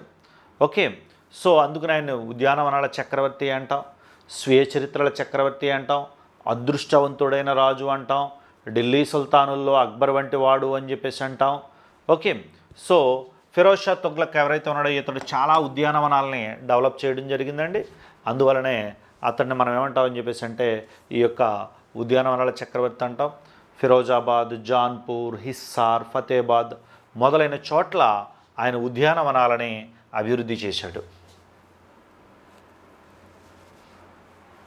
నెక్స్ట్, రవీంద్రనాథ్ ఠాగూర్ గాంధీజీకి ఇచ్చిన బిరుదు ఏమిటి? రవీంద్రనాథ్ ఠాగూర్ గాంధీకి మహాత్మా అనే బిరుదు ఇచ్చారు. మహాత్మా అనే బిరుదుని రవీంద్రనాథ్ ఠాగూర్ గారు గాంధీ గారికి ఇవ్వడం జరిగింది. గాంధీకి బాపూజీ అనే బిరుదుని జవహర్లాల్ నెహ్రూ ఇచ్చాడు. జాతి పిత అనే బిరుదుని నేతాజీ సుభాష్ చంద్రబోస్ ఇవ్వడం జరిగింది. గాంధీ ప్లాటో అంతటి గొప్పవాడు అని చెప్పి మౌలానా అబుల్ కలాం ఆజాద్ గారు ఎవరైతే ఉన్నాడో ఆయన ఇవ్వడం జరిగింది. గాంధీ నా గురువు అని చెప్పి ఈ యొక్క మార్టిన్ లూథర్ కింగ్ ఇవ్వడం జరిగింది. మార్టిన్ లూథర్ కింగ్ ఇవ్వడం జరిగింది. బాపూజీ అనే బిరుదు జవహర్లాల్ నెహ్రూ ఇచ్చారు. జాతిపిత అనేటువంటి బిరుదు నేతాజీ ఇచ్చారండి. ప్లాటో అనే బిరుదు గాంధీకి మౌలానా అబుల్ కలాం ఆజాద్ ఇచ్చాడు. నా గురువు అనేటువంటి బిరుదుని గాంధీ నా గురువు అని చెప్పి ఈ యొక్క మార్టిన్ లూథర్ కింగ్ ఇచ్చాడు. గాంధీ గారు చాలామందికి బిరుదులు ఇవ్వడం జరిగింది. సిఎఫ్ ఆండ్రూస్కి దేనబంధు అనే బిరుదు ఇచ్చాడు. చిత్తరంజన్ దాస్కి దేశబంధు అనేటటువంటి బిరుదు ఇవ్వడం జరిగిందండి. దేశబంధు అనే బిరుదు ఇవ్వడం జరిగింది. వల్లభాయ్ పటేల్కి సర్దార్, బర్దోలి వీరుడు అనేటువంటి బిరుదులు ఇవ్వడం జరిగిందండి. ఓకే, రవీంద్రనాథ్ ఠాగూర్కి గురుదేవ్ అనే బిరుదు ఇవ్వడం జరిగింది. గురుదేవ్ అనే బిరుదుని గాంధీ గారు ఇచ్చాడు రవీంద్రనాథ్ ఠాగూర్ గారికి. ఓకే, సో ఈ విధంగా గాంధీ గారి బిరుదులకు సంబంధించినటువంటి అంశాలు. ఇండియా టామ్ టామ్ అనే బిరుదు ఎవరికి ఉంది? ఒక విషయాన్ని బాగా టామ్ టామ్ చేయటం ఎవరు చేసేవారు అని చెప్పేసి అంటే అనిబిసెంట్ చేసేదండి. ఐర్లాండ్ వనిత అయినటువంటి అనిబిసెంట్ ఒక విషయాన్ని బాగా పాపులర్ చేసేది. అందువలన ఆవిడని India Tom Tom, grand old women of India అని చెప్పేసి అంటాం. జవహర్లాల్ నెహ్రూ రాజకీయ గురువుగా చెప్పడం జరుగుతుందండి. సో అనిబిసెంట్ గారు ఎవరైతే ఉన్నారో అనిబిసెంట్ దివ్యజ్ఞాన సమాజ ప్రతినిధిగా 1893లో భారతదేశానికి వచ్చింది. హోమ్ రూల్ ఉద్యమం ఇలాంటివన్నీ చేసి ఆవిడ చాలా స్వాతంత్ర ఉద్యమంలో కీలక పాత్ర పోషించింది. సిక్కు రాజ్య స్థాపకుడు ఎవరు? సిక్కు రాజ్య స్థాపకుడు రంజిత్ సింగ్ అండి. పంజాబ్లో లాహోర్ రాజధానిగా పంజాబ్ రాజ్యాన్ని స్థాపించాడు. పంజాబ్ కేసరి, అదేవిధంగా ఒంటి కన్ను వీరుడు, పంచనదుల వీరుడుగా ఆయన్ని చెప్పడం జరుగుతుంది. సో రంజిత్ సింగ్ గారు ఒక అద్భుతమైన సామ్రాజ్యాన్ని లాహోర్ కేంద్రంగా స్థాపించాడు, లాహోర్ రాజధానిగా పంజాబ్ రాజ్యాన్ని. భారతదేశంలో జనాభా లెక్కల సేకరణ 1881లో శాస్త్రీయంగా ఇతని కాలంలో ప్రారంభమయ్యాయి. చూడండి, సహజంగా మీరు ఏమనుకుంటారంటే ఆన్సరు లార్డ్ మేయో అని చెప్పేసి అనుకుంటారు. లార్డ్ మేయో భారతదేశంలో మొట్టమొదటి జనాభా లెక్కల సేకరణ చేశాడు 1872లో. కానీ క్వశ్చన్ ఏంటో జాగ్రత్తగా చూడండి. 81లో శాస్త్రీయంగా చేసింది ఎవరు? 81లో శాస్త్రీయంగా చేసింది ఎవరు అంటే లార్డ్ రిప్పన్. తొలి జనాభా లెక్కల సేకరణ అయితే లార్డ్ మేయోనే 1872. కానీ శాస్త్రీయ జనాభా లెక్కల సేకరణ 1881 లార్డ్ రిప్పన్ అండి. ఆన్సర్ వచ్చి లార్డ్ రిప్పన్ అండి.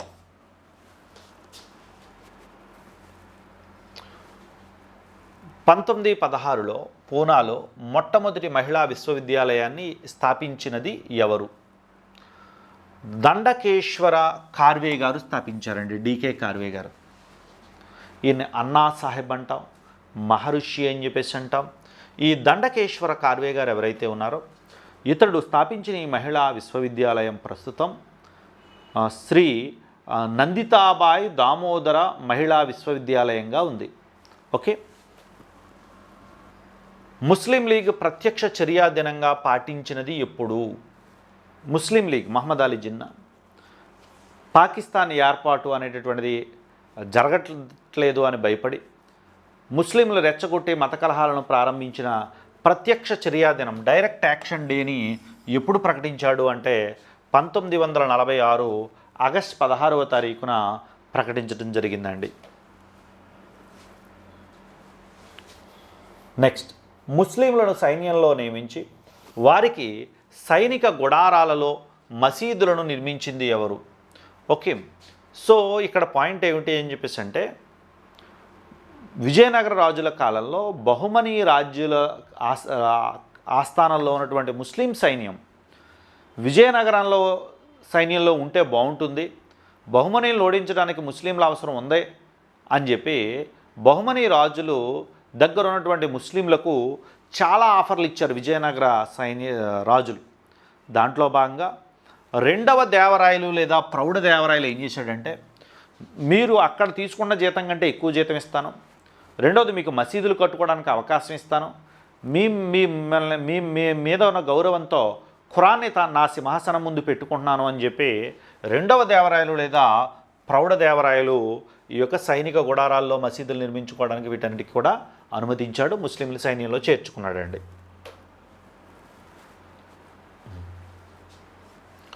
కువ్వాతుల్ ఇస్లాం అనే మసీదుని ఎవరు నిర్మించారు? ఓకే.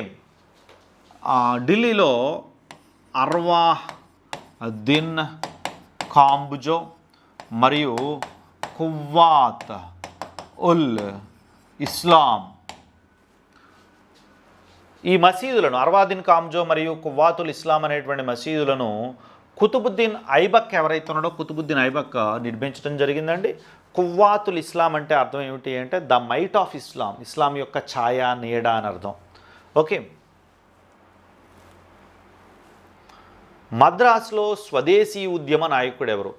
స్వదేశీ ఉద్యమం అన్నా, బెంగాల్ విభజన వ్యతిరేక ఉద్యమం అన్నా, వందే మాతర ఉద్యమం అన్నా ఎప్పుడు వచ్చింది అంటే 1905లో వచ్చింది. మద్రాసులో ఈ ఉద్యమ నాయకుడు ఎవరు అని చెప్పడం జరిగింది. ఎవరు అంటే చిదంబరం పిళ్ళై.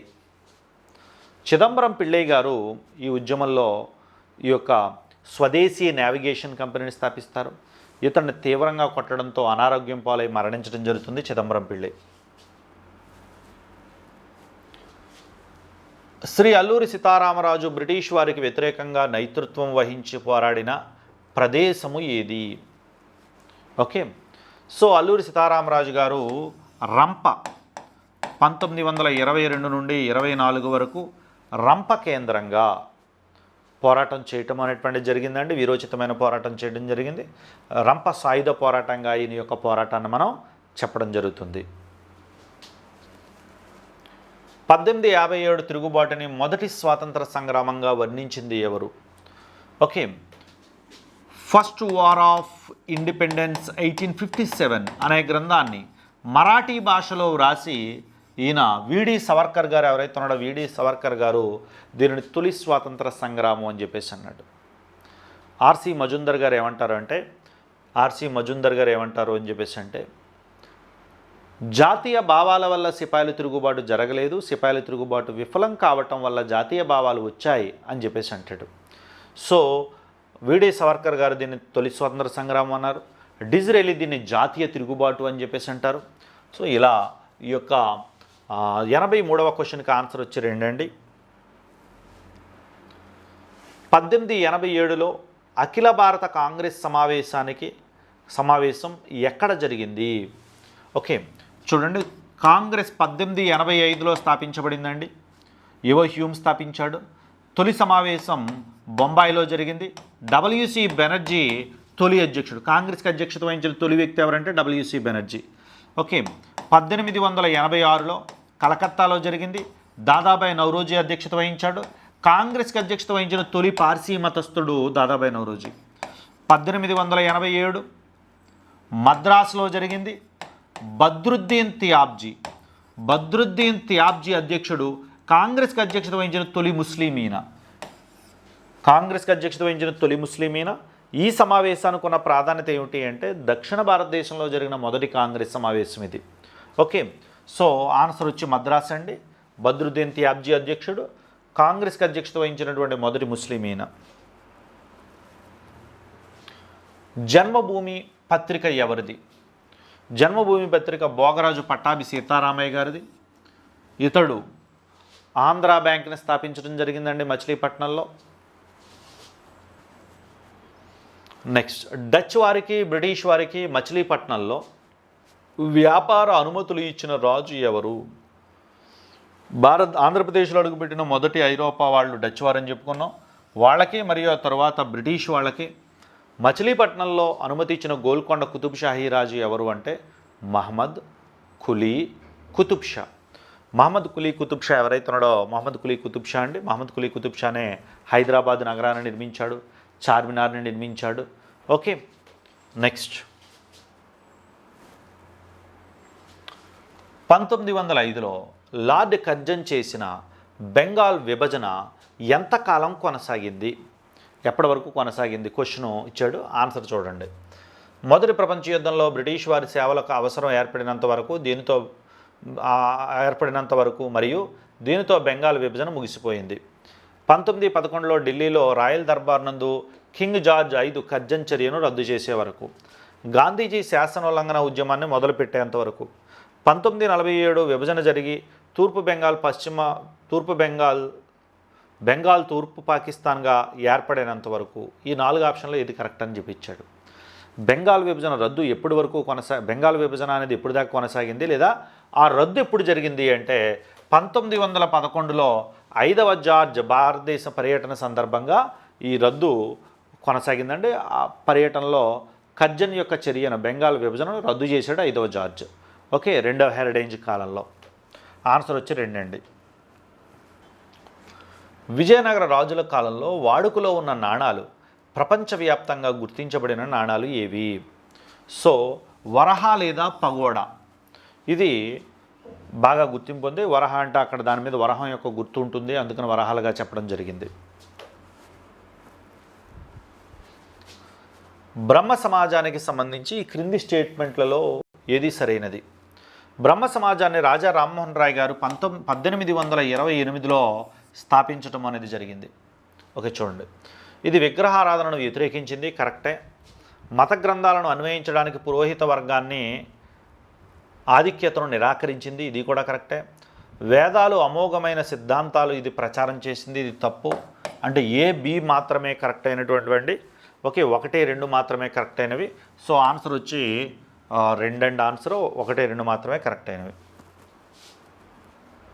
ఈ క్రింది స్టేట్మెంట్లను పరిశీలించండి. విద్యపై Woods committee, Macaulay committee, sergeant committee, అదేవిధంగా హంటర్ కమిషన్. ఓకే ఈ స్టేట్మెంట్లపై సరైన క్రోనాలజికల్ ఆర్డర్లో పెట్టండి అన్నాడు.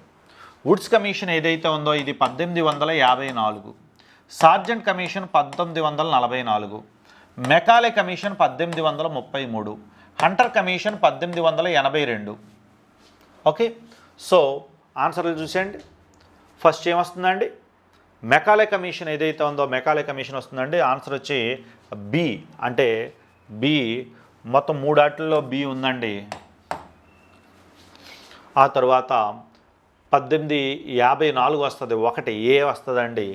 ఏ వచ్చి రెండాటిల్లో ఉంది. నెక్స్ట్ తరువాత మనకి సి డి వస్తుందండి. 4వ పాయింట్ డి అంటే ఇది. ఆ తర్వాత సి. సో స్టూడెంట్స్ ఒకసారి చూడండి, మీరు మెకాలే కమిషన్ ఏదైతే ఉందో అది ఆంగ్ల విద్యను సిఫారసు చేసింది.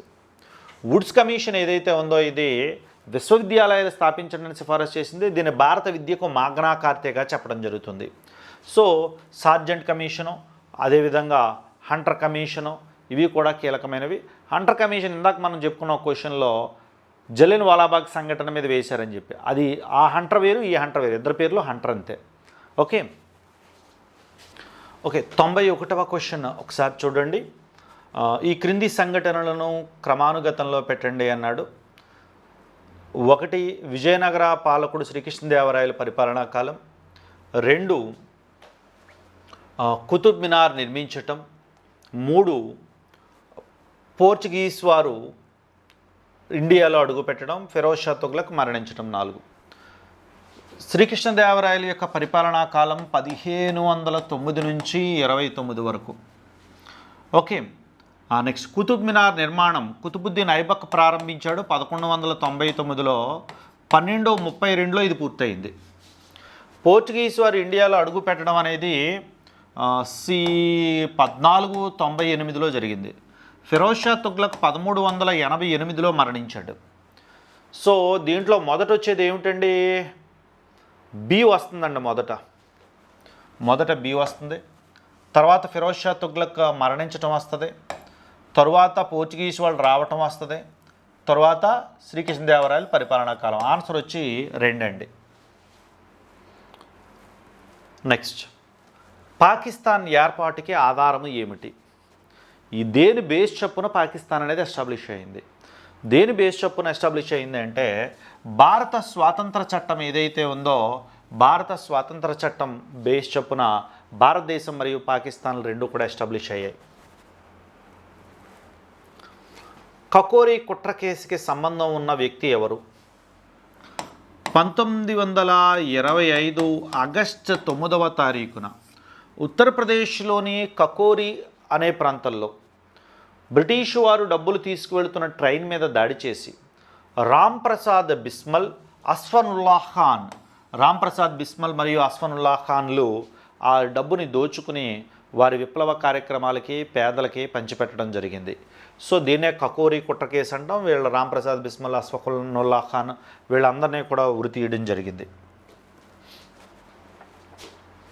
ఇండో రోమన్ల వర్తకం నెరుపుటకు కలిగిన ముఖ్య కేంద్రం ఏది? సో ఇండో రోమన్ల వర్తకం ఏదైతే ఉందో ఆ వర్తకం జరపడానికి రోమన్స్ ఏర్పాటు చేసుకున్నటువంటి ప్రధాన కేంద్రం ఏది అంటే అరికమేడు. ఇది పాండిచ్చేరికి సమీపంలో ఉంటుందండి. అరికమేడు అనేది. ఓకే, ఇంగ్లాండ్ను సందర్శించిన మొట్టమొదటి భారతీయుడు ఎవరు? ఇంగ్లాండ్ని సందర్శించిన మొదటి భారతీయుడు ఎవరు అంటే రాజా రామ్మోహన్ రాయ్ గారు. ఎందుకు లేరంటే మలి మొఘల్ రాజు అయినటువంటి 2వ అక్బర్ ఇతనికి సన్మానం చేసి రాజా అనే బిరుదు ఇచ్చాడు. ఆయన పేరు రామ్మోహన్ రాయే. రాజా అనే బిరుదు ఎవరిచ్చారంటే 2వ అక్బర్ ఇచ్చాడు. 2వ అక్బర్ పెన్షన్ పెంపుదల కోసం, ఇంగ్లాండ్ రాజుగారితో మాట్లాడడం కోసం, ఇంగ్లాండ్ రాజుగారి పట్టాభిషేకం కూడా జరుగుతుంది. అందువలన తన ప్రతినిధిగా ఈ యొక్క రాజా రామ్మోహన్ రాయ్ని ఇంగ్లాండ్కి పంపించడం జరుగుతుందండి. ఇంగ్లాండ్ వెళ్ళిన తొలి భారతీయుడు రాజా రామ్మోహన్ రాయ్. అక్కడ ఇంగ్లాండ్లోనే బ్రిస్టల్ నగరంలో రాజా రామ్మోహన్ రాయ్ గారు మరణించడం జరిగింది. అక్కడే సమాధి 1833లో ఆయన మరణించాడు. ఆయన సమాధి ఇంగ్లాండ్లో బ్రిస్టల్ నగరంలో ఉంది. శూన్యవాదాన్ని ప్రతిపాదించినది ఎవరు? శూన్యవాదము, మాధ్యమికవాదము, శూన్య సప్తసతి, మాధ్యమిక సప్తసతి మొదలైనటువంటి వాటిని ప్రతిపాదించింది ఎవరు అంటే ఆచార్య నాగార్జునుడు. అందుకనే శూన్యవాద పితామహుడు అని చెప్పేసి అంటాం. ఓకే, మాధ్యమికవాద పితామహుడుగా చెప్పడం జరుగుతుందండి. ఓకే, సో ఈ విధంగా ఆచార్య నాగార్జునుడు శూన్యవాదాన్ని బౌద్ధ మతంలో ప్రవేశపెట్టాడండి. నెక్స్ట్, అజంతా చిత్రాలు ఏ కథలను చిత్రీకరించాయి? మహారాష్ట్రలోని అజంతా గుహలు ఏవైతే ఉన్నాయో ఈ అజంతా గుహలు జాతక కథల్ని, బుద్ధుడి యొక్క బాల్యగాథలు లేదా పూర్వజన్మ గాథలైనటువంటి జాతక కథలను ఎక్కువగా చిత్రీకరించటం అనేది జరిగిందండి. నెక్స్ట్, ఈ క్రింది వాటిలో లార్డ్ కర్జన్ కాలంలో సంభవించిన సంఘటనలను గుర్తించండి అని చెప్పేసి అన్నాడు. లార్డ్ కర్జన్ 1899 నుంచి 1905 వరకు వైస్రాయ్గా ఉన్నాడు. ఈ టైంలో ఏమేమి జరిగాయి చూడండి. సహకార పరపతి సంస్థల చట్టం 1904లో జరిగిందండి. ఓకే. నెక్స్ట్, వ్యవసాయ పరిశోధనా సంస్థ పూనాలో ఏర్పాటు చేయటం. యాక్చువల్గా ఈయన బీహార్లోని పూసా వద్ద ఏర్పాటు చేస్తాడు, పూనాలో కాదు, కాబట్టి ఇది తప్పు.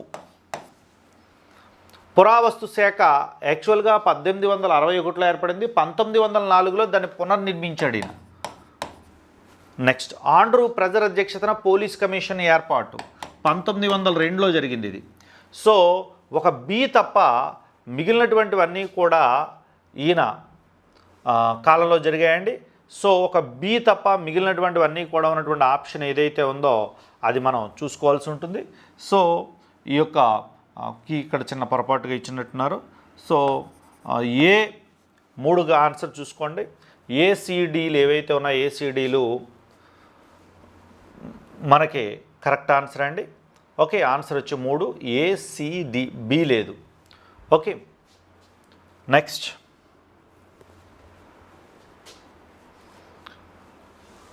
ఈ క్రింది వాటిలో ఏది సరైనది?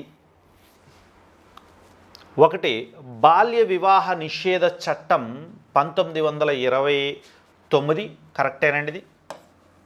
Next, the women's India association 1917 Annie Besant గారు స్థాపించారు, ఇది కూడా కరెక్టే.